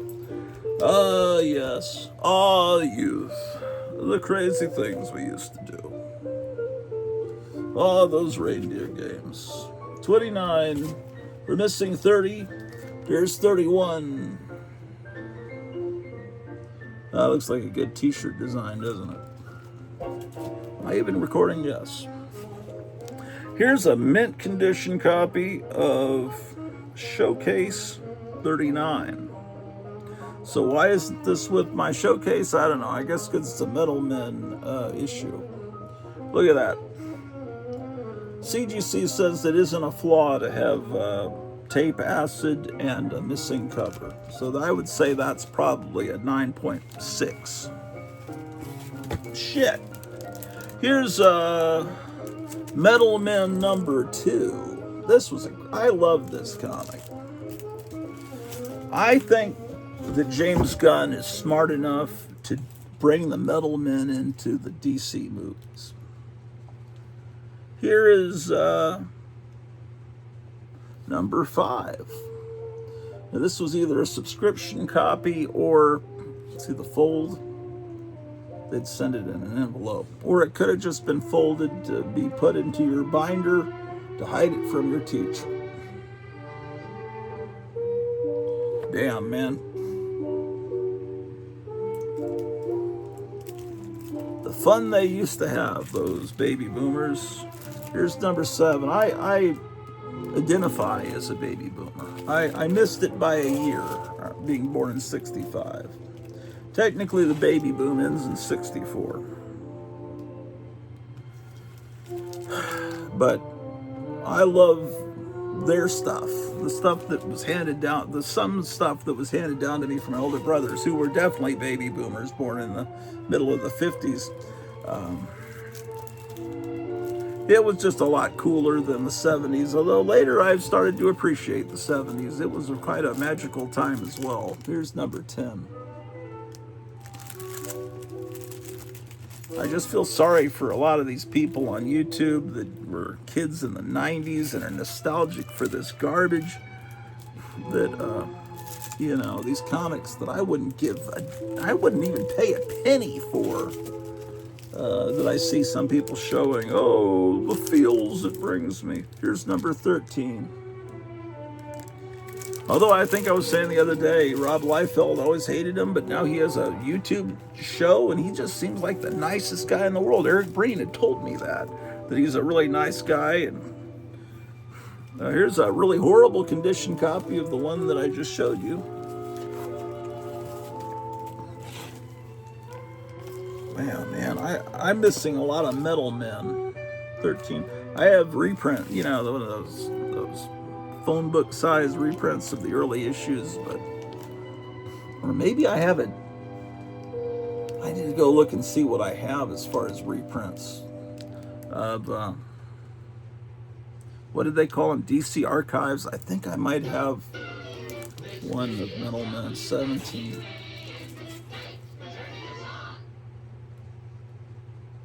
I love these purplish covers, but it's really hard to see the numbers. Now you can see it, number 18. Love Metal Men, man. Oh, there's another copy of 18. You used to be able to get them really cheap. I'm sure you still can. It just can't. You don't find them that often unless you're in a really good comic store. Because some comic stores just don't put books like this out because they figure they won't sell. And they just sit in the back room, you know, or in their warehouse. It's Elvis belting out 21. Super sensational song.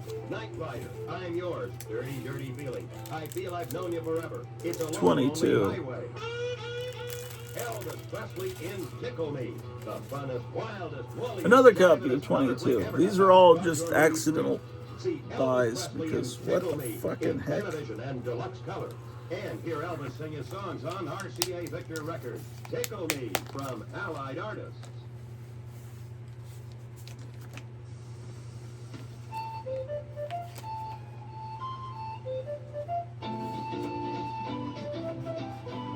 That's a marker.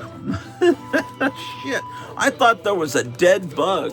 Look at that. I thought there was a dead crushed bug, but it's a marker. It's ink. Summer's the time when you need something more than a soft drink. So Still in its bag from Duncanville Books. Green, I think, meant $2. It was like, this was nothing. See, they marked out the original price, which was, I can't tell what it was. That was a good comic store to buy cool stuff. They put everything out. That's one reason I miss the Metroplex Dallas-Fort Worth. Here's 23. More than one displays wherever you shop, and follow that good advice. Take more than one. 24.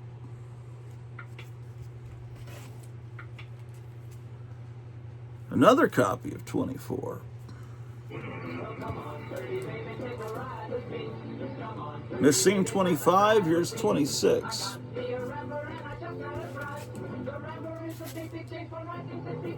26. I really recommend that you listen to old commercials and old music while you read your old comics, because it's a time machine, man. You can totally immerse yourself. It's like being in a flotation tank, like Altered States. You just shut out 2025, although 26. I'm confident that, how many copies do I have of this issue? 1, 2, 3. Oh man, I got a bunch of these, man. That's 4 copies, and it was all by accident. 28. Ooh, I like the shading here. Look at that. Look at the shading there. The reflection of the hot molten, just reflecting in her body. That's great. Beautiful. So beautiful, I had to buy it twice.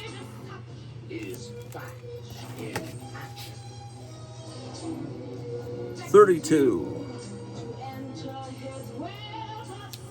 Everything he touches turns to excitement in. What are you thinking, Drew? Drew the dog, say hello to your fans. See Sean Connery as Agent 007 and Ian Fleming. See Drusilla the dog as Agent 007. Drew. Hello, Drew. Look at your fans. I dare you. All right, man. How about that, ladies and gentlemen? Drew the dog making a guest appearance.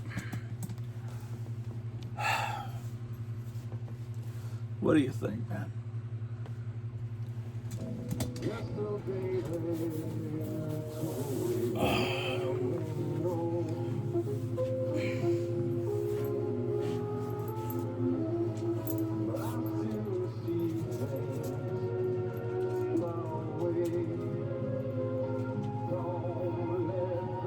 I need to find the M box and the J box. We looked at Fantastic Four. We got to look at Justice League of America, right, Drew the dog?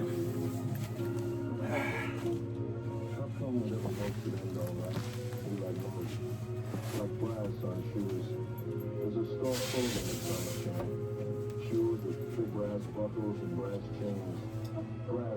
Chai J. Come on, man.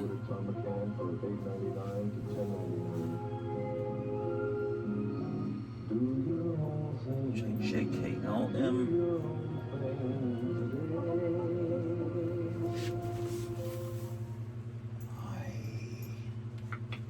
Oh, I see. You have a mind to take a good licking.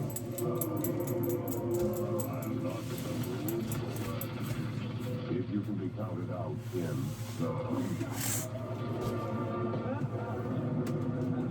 Here's a 30 new creations.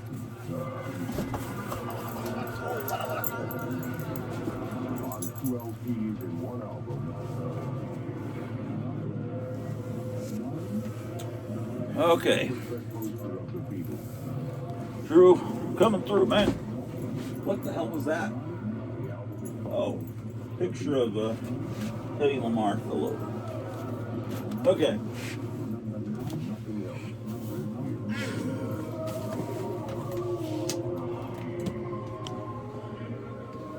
Drew, you're aware I'm going to set the tripod down.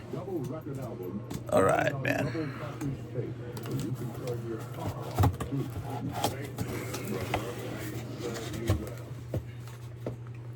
Okay, what do we got in this box? Fantastic. Well, we start with a incredible Hulk Annual. Hulk Annual number 3. Look at that. How could you let anyone know what it is? Now, a comic I quite enjoyed, which was sort of DC's answer to Marvel's Not Brand Ech, You could describe like this. was Like this. The Inferior 5. This way. This is the second issue. Mix it all together. And this is what you get. Number 4. Every time I found an Inferior 5 comic in my life, I've bought it. So I don't see them that often.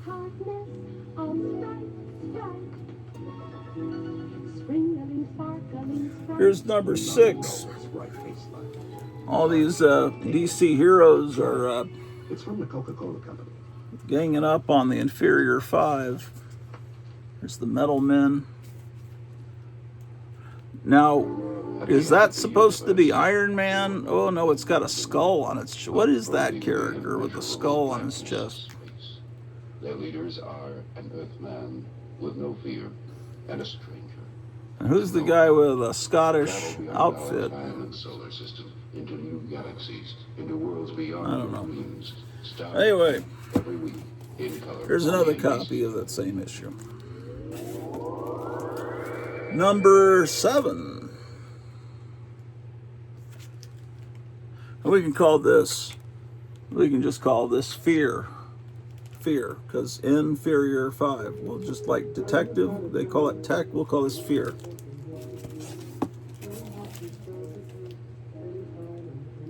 And there's a comic called Adventure into Fear. I don't know, should we call that Ven or should we just call it Ear? I don't know. Here's Inferior 5, number 8.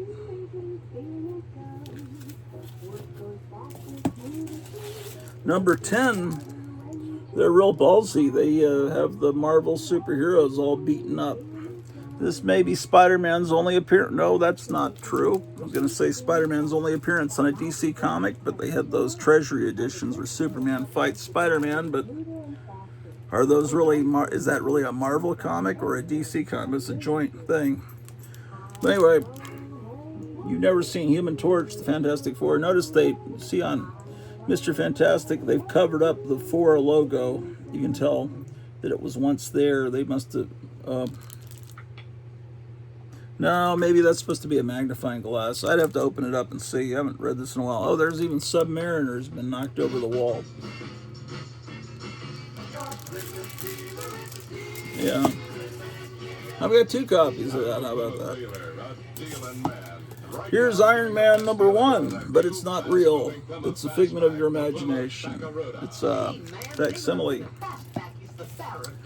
And then my Silver Age, you know, I got tons of Iron Man comics from the Silver Age, but that's in Tales of Suspense. But then he got his own comic in '68, and so this is one of the issues. I forgot which one. Obviously, it didn't sell. Here's issue 4. Here's issue 9. There's Tales of Suspense. The numbering of that just was given to Captain America, and then Iron Man was given his own comic. This is issue 10, without a cover. What this is telling you is that it wasn't selling very well, because all these coverless comics, that's because the cover was sent back to get credit because it didn't sell. This is probably actually an issue of Tales of Suspense, because notice it doesn't have the indicia there. So it's, that probably should be with my Tales of Suspense.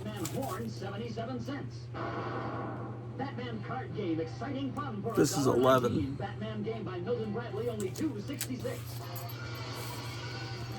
Here's 14.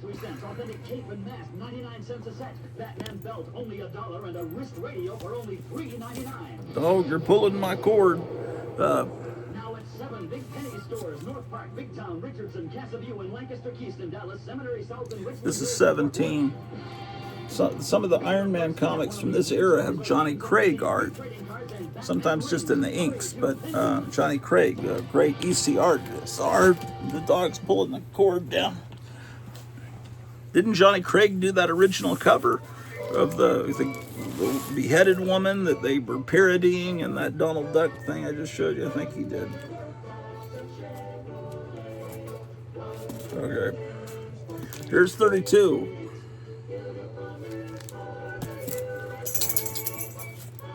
$34. It's like I only buy the even issues. Dog, you're walking on me. All right, the dog's hanging out with me down here. See that? Look at that. It's amazing. Dog's snuggling up at me with me while I'm nerding out on these comics. 36. 42. The dog doesn't judge me for being a comic book nerd asshole with this ridiculous hobby. The rest of society, they judge us. We're hated and despised. This is Iron Man Annual #1, right? King size special. Here's another copy. I'm really not one of these hoarding assholes. I mean, it really looks like I am, but I'm not. It's just all accidents. Here's a Marvel comic. It's the registration's completely off, so it's like you're seeing double. See everything is off a little bit. Genie. She's queen of the teens, ladies and gentlemen. Okay. That brings us to Justice League of America, #1. Although this facsimile, it looks like this facsimile is left off the #1. But it's a facsimile of #1. Here's number 17. It's real, not a facsimile. I don't obviously have a very good collection. I have a Justice League. I need a file in here. Where is it? Where did it go, man? I saw it just a minute ago. Here it is. Yeah. This Justice League I've got to put in there. It's number 69. Here's number 16.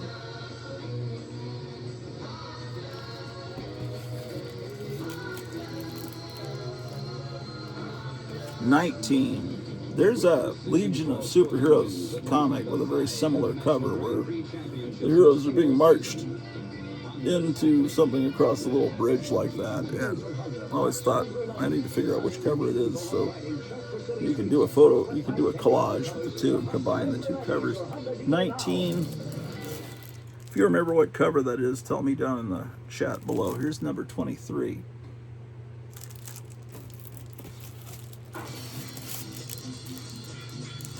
29. A Superstar Spectacular featuring the legendary Justice Society of America, Crisis on Earth 3. And this was every summer. The Justice Society from Earth 3 would cross over because of some crisis. And they did away with that in the 80s with Crisis on Infinite Earths, where they wiped out everybody, and I didn't like that too much. Number 30. This one has a crease, possibly a subscription crease. It's not color breaking though, so it presents well. How about that, ladies and gentlemen? That's issue 30. 33. A symphony of sound. And sound. 34. And sound. And more sound. All in the new Chad and This Kelly must be the next summer. 38. Crisis on Earth 4. Earth A. Sorry. Earth A. Brilliant fighting commentary of today. Their original rock suite. Yeah, this is good. Never in comic book history has there been a fight to equal the colossal battle waged between superheroes and astonishing supervillains as in Crisis on Earth A. It's got all the bad. Look at, you know, Batman's bad because he's not shaven. Look at Green Lantern. You know he's bad because he has a high hairline. Look, Martian Manhunter's frowning, and Superman looks like the Flash. It's the Lawless League of Earth A. They're all, Earth A A stands for asshole. They're all a bunch of asshole heroes. Here's 40.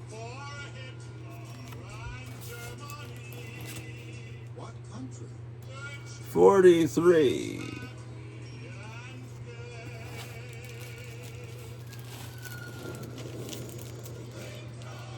Oh, 43. Didn't we just see that? I got 2 copies. Oh my gosh. 47. Here's another. It's a summer issue. There's the floating heads, where the Justice League and Justice Society are teaming up. This just makes me so happy. I can't even tell you. 48.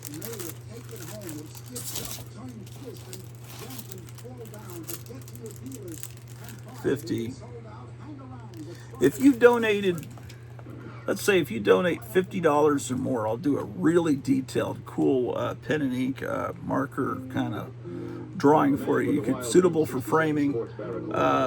If you've already donated, send me your name and address. If you donated 50 or more, and anyone else from this point on that donates 50 or more, if you want me to just draw a cool sketch, I'll do it. If you want me to draw something custom for you, let me know. Work it out with me. You can contact me through Instagram, whatever. But yeah, I probably need to get the air conditioning fixed. 51. 51. Yet it can be made as personal as you want it. Take a 67 Barracuda for a 54. You won't be disappointed. Man, that's so cool. Look at that.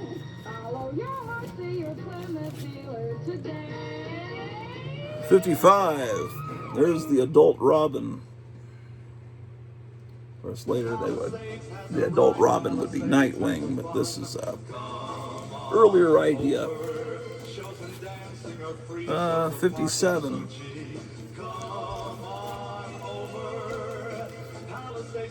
I'm trying to put 69 in.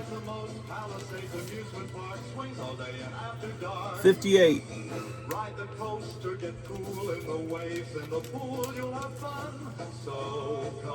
61. Man, the idea of not just doing comic book shows, but talking about music. I noticed that Howler Mouse this morning did a whole show, live show, just talking about a Guns N' Roses album.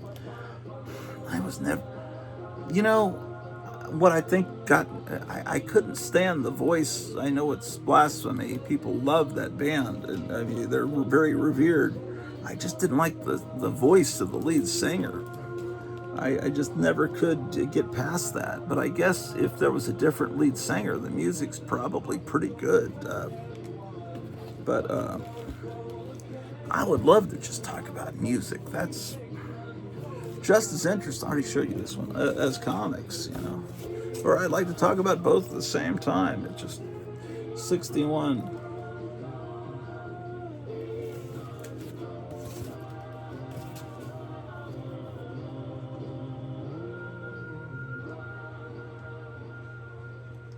Who's this artist, man? 63. That almost looks like Wally Wood there, the Superman head, but I don't think this is Wood. 63. 65. I was a winner once. I won a dog sled. My dog prefers to ski. 67.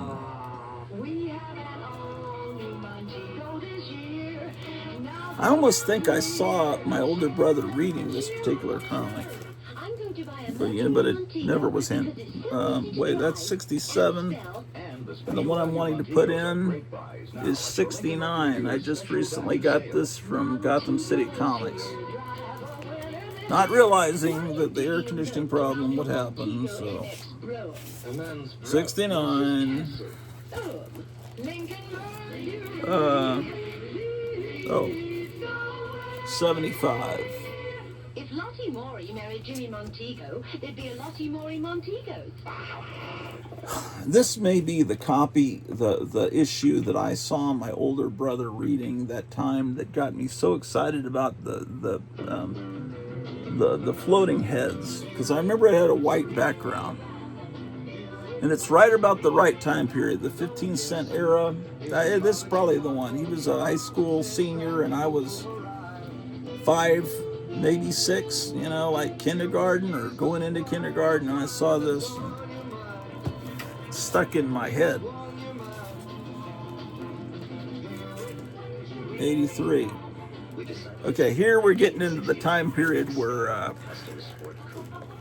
Stan Lee bucked up against the Comics Code with a few issues of The Amazing Spider-Man, where he wanted to do some anti-drug issues, and the Code said, you can't even mention drugs in a comic. And so he just did a few issues without the Code symbol, and they sold fine, and they were distributed fine, and then the Code lost a lot of street cred, a lot of their authority.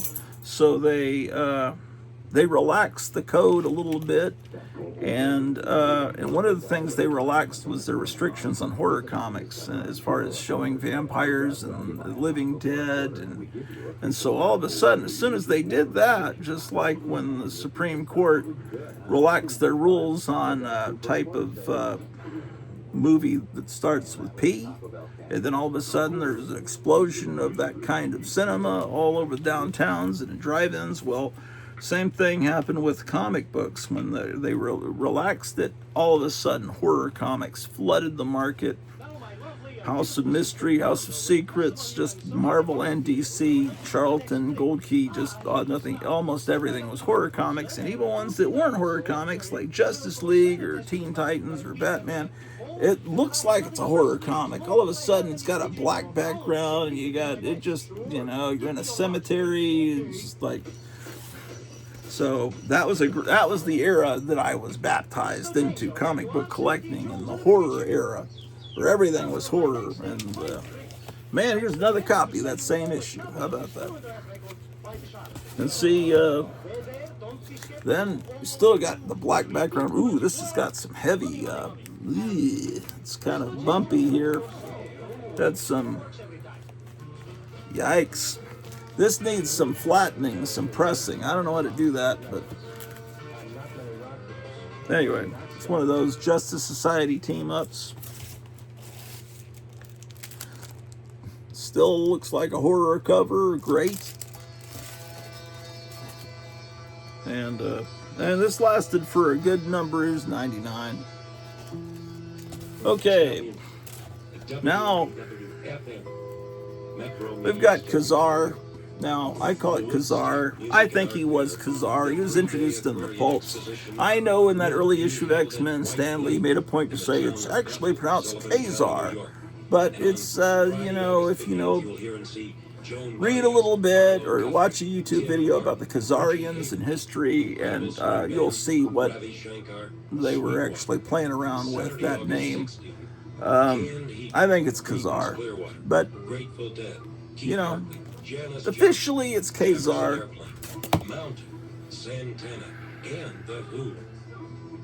Just like, to me, it's always going to be and always has been Shang-Chi, Master of Kung Fu. But the movie says it's pronounced Shang-Chi. Well, to hell with you. That's not how I'm ever going to pronounce it. And it doesn't matter, because 3 people saw that movie, and nobody buys that comic because it's not published anymore. So it doesn't really matter. But my memories of the 70s, that's how I pronounce them. And this is always pronounced as Khazar. So, Kid Colt Outlaw 118. This is pretty good shape. Or telephone Murray Hill 70700. MU Murray Hill 70700. So remember, the Woodstock Music and Art Fair is oh my gosh, 119. Wait, look at this, man. Sullivan County, New York. Look at that, man. Look what it says. Okay. 120. With our tough new Chevy Cheyenne. It's a 3/4 ton pickup like this, with full Action. 4-wheel drive. Action. Action. Action. Equipped with options you can order through any Chevrolet dealer. 124. Who is the Phantom Rider? Raider. Sorry. Sorry. And another copy of the same incredible issue. Well, 3 copies. It's very best. Man, the 2-gun kid appears in this issue of Kid Colt Outlaw 125. 126. Well, tomorrow's Memorial Day, ladies and gentlemen. Ooh, I love that. Don't you love that blue? That sunset. Yeah, man. That reminds me of going to see a school football game in the fall, and that kind of sky in the background. No wonder more and more commuters are saying no. That's great. Now you can take your choice of 9. This is a shitty. Flights daily to either Cincinnati or St. There's Louis. poor condition. This is probably Airlines poor. has non-stop, round-the-clock flights. Yeah, 9 I a used day, to call it including shitty. 2 jets to But each that would of these offend you. important cities. This is 130. St. Louis in the early morning for It's a full-day special work. all request Plenty of issue. return Notice flights there's in the a afternoon chunk or gone evening there. at It's just your all. convenience. And with every It's Delta all flight, messed you up, get man. that Kid famous Colt Delta Outlaw, what's ticket. wrong with you, kid? I took this one out on the range, man. This one was read by the Donner Party. Long after you've forgotten how fast. 130. For reservations to Cincinnati and St. Louis, call Delta or see your 133.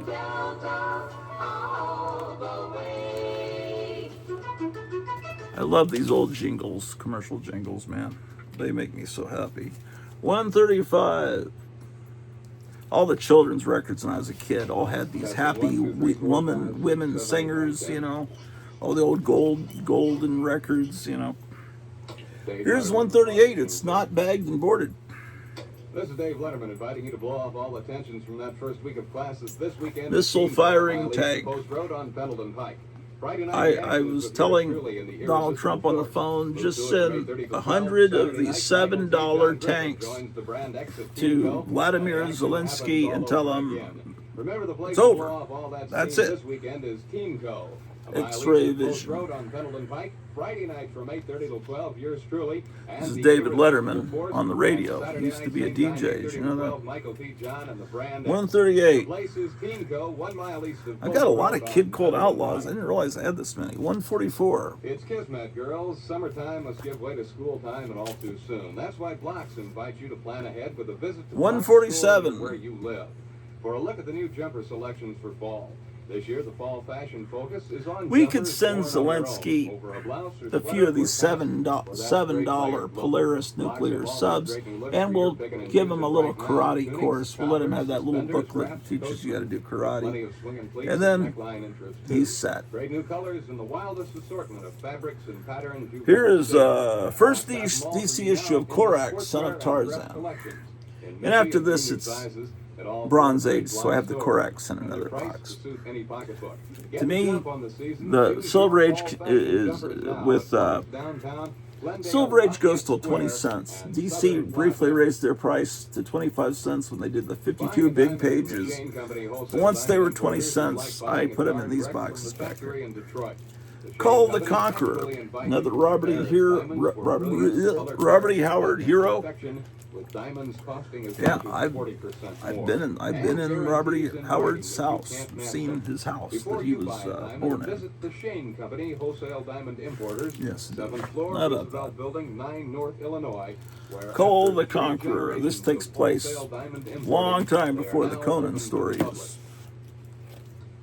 The Israeli army says its jets hit Egyptian military positions today on Look at Egypt's that. east coast. The brief announcement said the planes returned unharmed.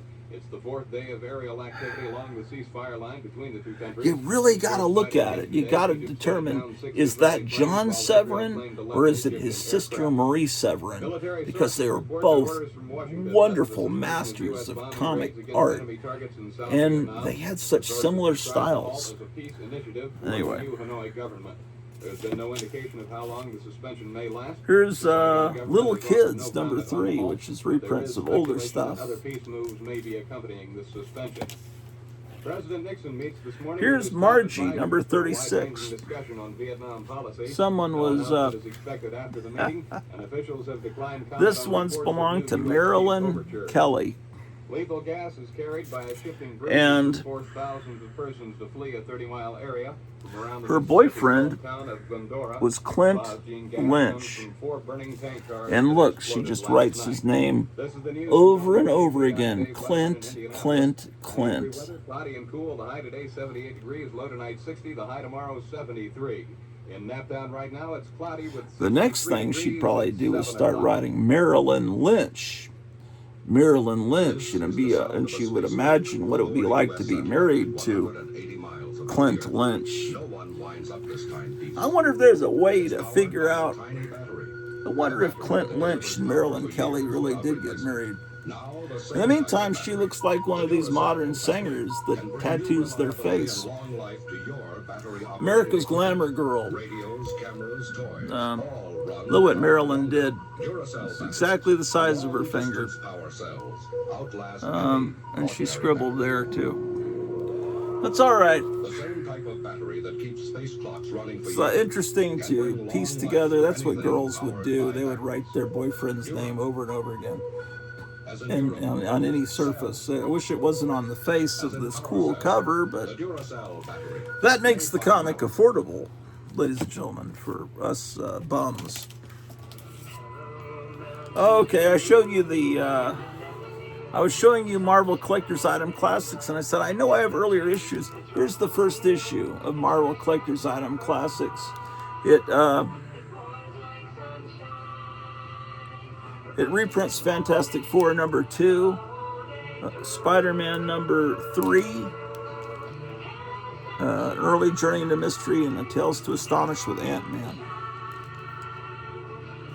Number 1, 1965.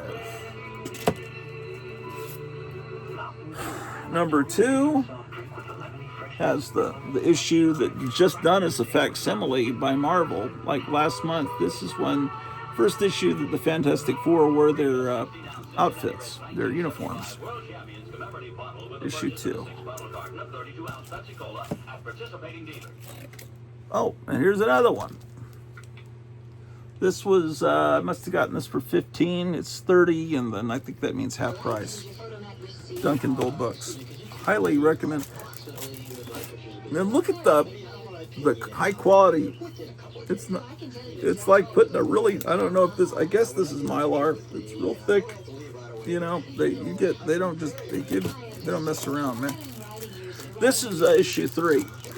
How about that? Now they're reprinting early Hulk issues at this point. Well, that was fun. How about that, ladies and gentlemen?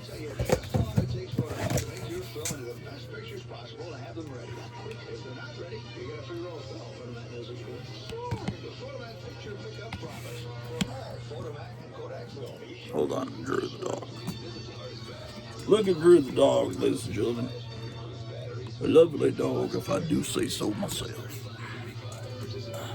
But what are you cretins doing today? It's Sunday, Memorial Day Eve. Are you having a hot dog party? Are you... That didn't sound right. Are you, perhaps you're barbecuing? Are you eating 2 all-beef patties? The other with crisp lettuce, pickle, onion, Carol's royal dressing, and serve on a bakery fresh. Enjoy This commercial's making me hungry, man. Oh. Standing up, ladies and gentlemen. Come on, don't be a pussy. You gotta work through the pain.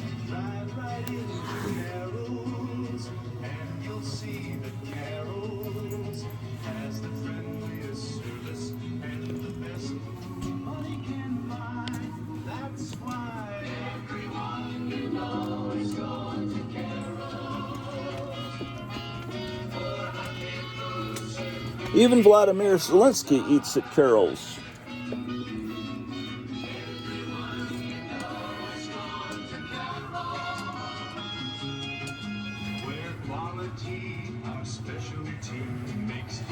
Well, it's Star Wars Day, ladies and gentlemen. What do you think of that?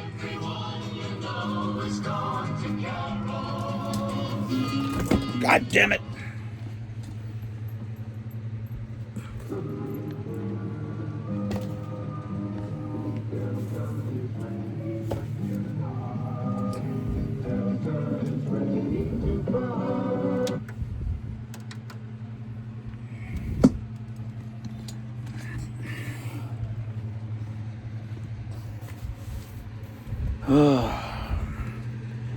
You know something?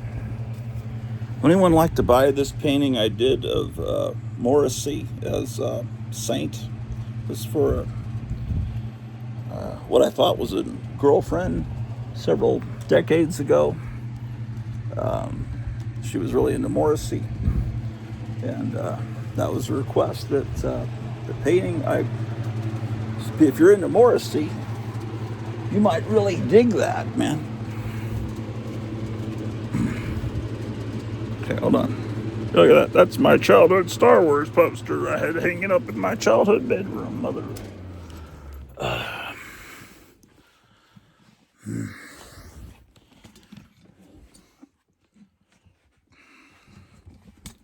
This is the state of madness here in the attic.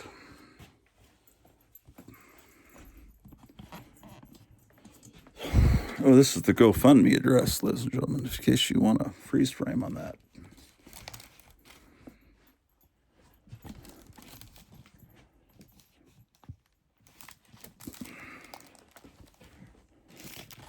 Hold on a second.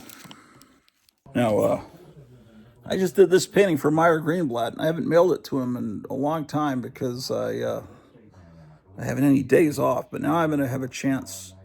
Wednesday, I'll get this mailed off to him. So I can do a painting like this for you guys for a $100 donation to the GoFundMe. That one of Morrissey upstairs, if you do say 150, I'll say 150 on that one just because my wife kind of likes it. I don't know, she may not want me to. She kind of likes it, but I don't like it because it's not that I don't like Morrissey. It just has an attachment with the, so I'd rather, yeah. Plus, I don't really like, I don't know. It seems a little blasphemous to have a... Now, the cats have torn down this makeshift curtain. This is my dad's Vietnam... This was from the Vietnam War, and I put them up because there used to be doors here, but there aren't anymore. So I got to put it back up.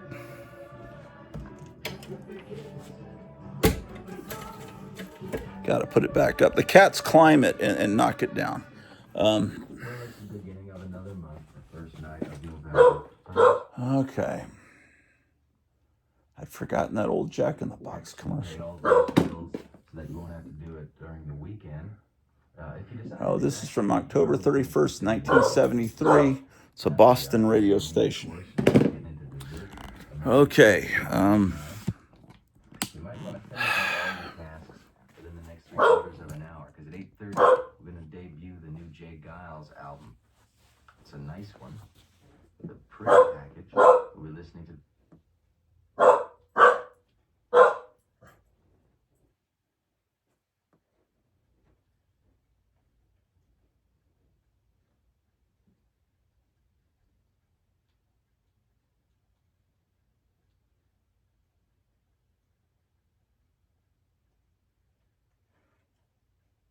And you gotta keep them little legs running, mate. You don't want to make sure that they got the grip on you, mate. Okay. You gotta keep a little bit of weaponry with you when you go on in there in that fairy ring, mate. You gotta be properly armed with your erotic spanking whip.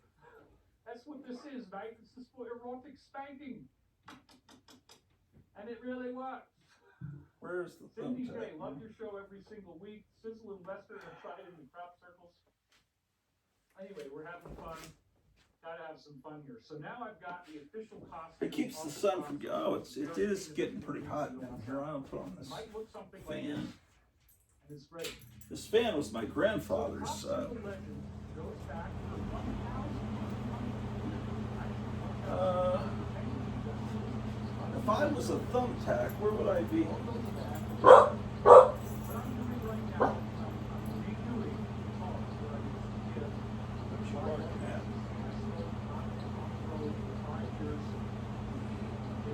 There we go.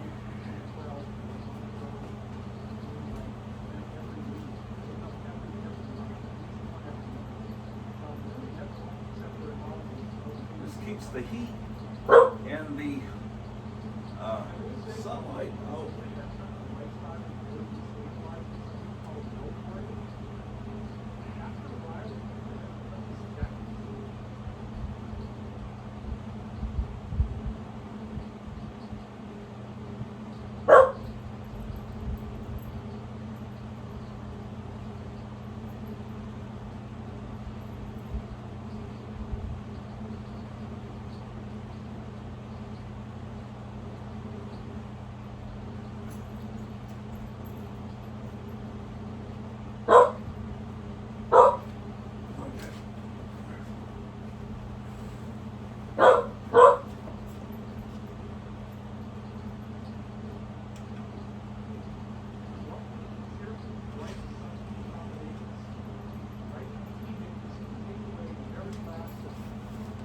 Where did my marker go?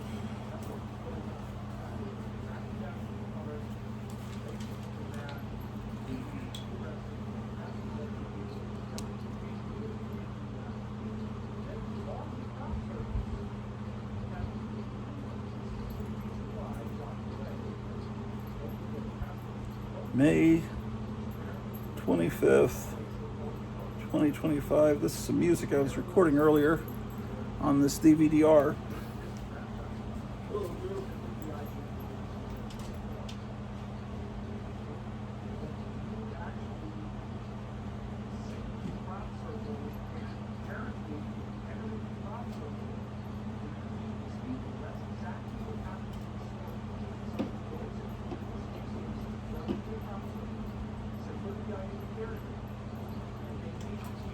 Dave Wilcox song talking about crop circles.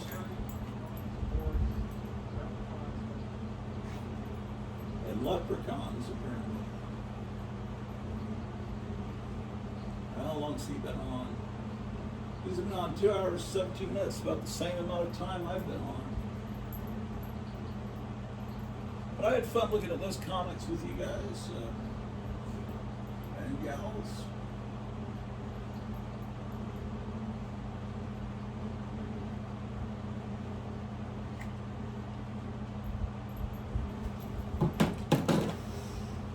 So I rewound it, rewound the YouTube thing and started it over, and now I'm recording the David Wilcock broadcast. Okay. Let's free you from the tripod.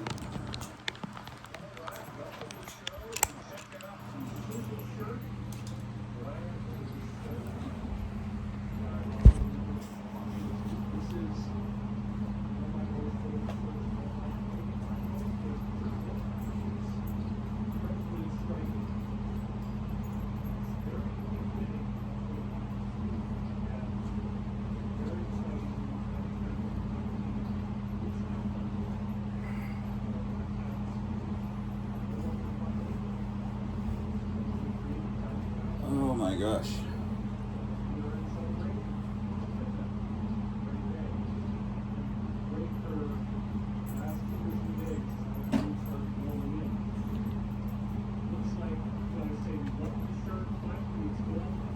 Well, I need to go get some coconut water. My wife wants coconut water. So, but I'm not sure if they have it at the gas station or not.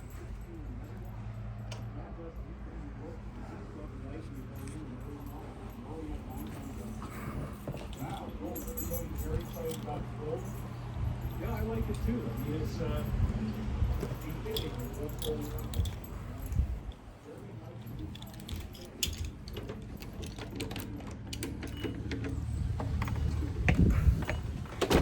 Well, it's a little breezy and actually kind of. I wish I had a window I could open because it's actually really nice out here. Cool off the house. I'm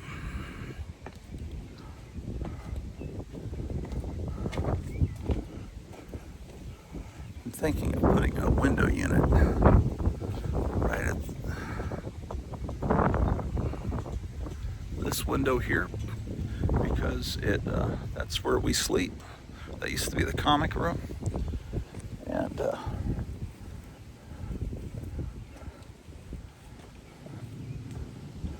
then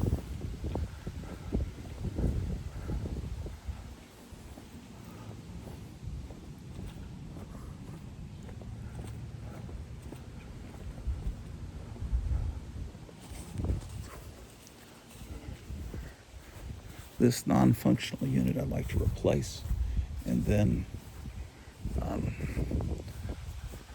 right there I'd like to put a window unit right in that window. And then there'd be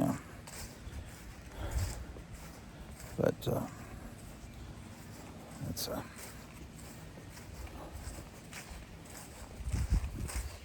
something I've been thinking about.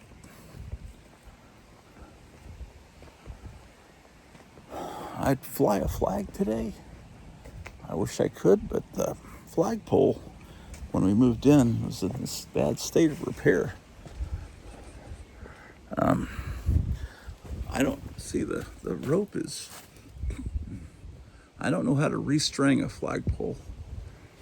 It has a rusted out hole there. I don't know.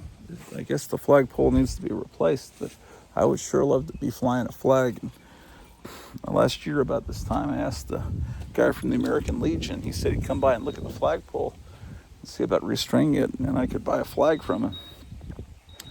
But I think they got busy. I sure want to put a flag up. Even more, this is the first July 4th since Trump got back in, so. Yes, indeed. Okay.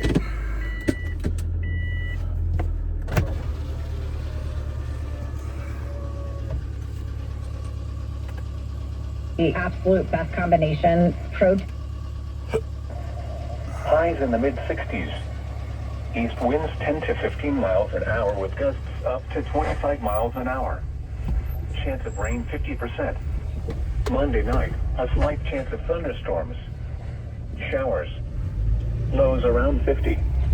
Northeast winds 10 to 15 miles an hour with gusts up to 25 20%. Tuesday, showers likely, mainly in the morning. Highs around 60. Northeast winds around 10 miles an hour with gusts up to 20 miles an hour. Chance of rain 70%. Tuesday night, mostly cloudy with a slight chance of showers until midnight, then partly cloudy after midnight. Lows in the mid-40s. North winds 5 to 10 miles an hour. Chance of rain 20%. Wednesday, partly sunny. A slight chance of showers in the morning. Highs in the mid-60s. Chance of rain 20%. Wednesday night, partly cloudy. Lows in the upper 40s. Thursday, mostly sunny with a 20% chance of showers. Highs in the lower 70s. Thursday night, partly cloudy until midnight, then becoming mostly clear. Lows in the lower 50s. Friday, sunny. Highs in the mid-70s. Friday night, mostly clear. Lows in the mid-50s. Saturday, sunny. Highs in the lower 80s. Saturday night, mostly clear. Lows in the upper 50s.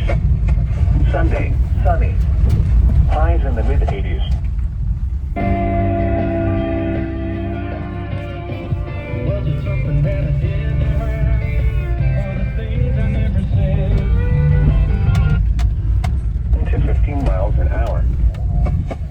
These are the 3 p.m. conditions for the Creston area. At the Creston Airport, it was cloudy. The temperature was 63 Garage degrees. sale. Man, I missed the garage sale. And the relative humidity 63%. I need to get out more. The pressure was 30.22 inches and steady. Looking around the area, across southwest Iowa, temperatures were between 64 and 68 degrees. At Holland, it was mostly sunny. It was partly sunny at Shenandoah, Clarinda, and Atlantic. It was cloudy at Lamoni, Red Oak, and Des Moines. Here are some conditions elsewhere in Iowa and Missouri. In Sioux City, it was sunny with a temperature of 72. At Omaha Council Bluffs, it was partly sunny with a temperature of 69. It was cloudy with a temperature of 67 at Cedar Rapids, 64 at Epoma, 64 at Kansas City, and 65 at St. Joseph. Now for a few weather conditions around the region. At Grand Island, it was cloudy.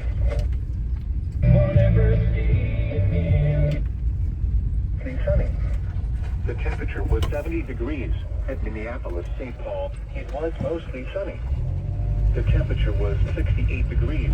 Once again at 3 p.m. in Creston, it was cloudy. The temperature was 63 degrees. Now here is the hazardous weather outlook for portions of central Iowa. For today and tonight, no hazardous weather is expected at this time. And now the extended outlook for the period Tuesday through Sunday. There is a low chance for non-severe storms in the south Monday into Tuesday. There is a low chance of non-severe thunderstorms in the north late Tuesday. Spotter information statement. Spotter activation will not be needed at this time. This is NOAA All Hazards Weather Radio Station KXI 65 at Lenox, Iowa, transmitting on 162.45 megahertz. This broadcast originates from the National Weather Service at Des Moines, Iowa. The current time is 3:31 p.m. Central Daylight Time. Now for the official National Weather Service forecast for Corning, Bedford, Mount Ayr, and surrounding locations tonight. Mostly cloudy. Lows in the lower 50s. East winds 10 to 15 miles an hour. Memorial Day, mostly cloudy. A slight chance of showers in the morning, then a chance of showers in the afternoon. Highs in the mid-60s. East winds 10 to 15 miles an hour with gusts up to 25 miles an hour. Chance of rain 50%. Monday night, a slight chance of thunderstorms. Showers. Lows around 50. Because the devil never gave her a chance to be a child. She outgrew red holes on her shoes. That's when she was filling out her jeans. With a man, young, wild, and a body that the devil found. Wow. Well, see you guys, ladies and gentlemen. Goodbye.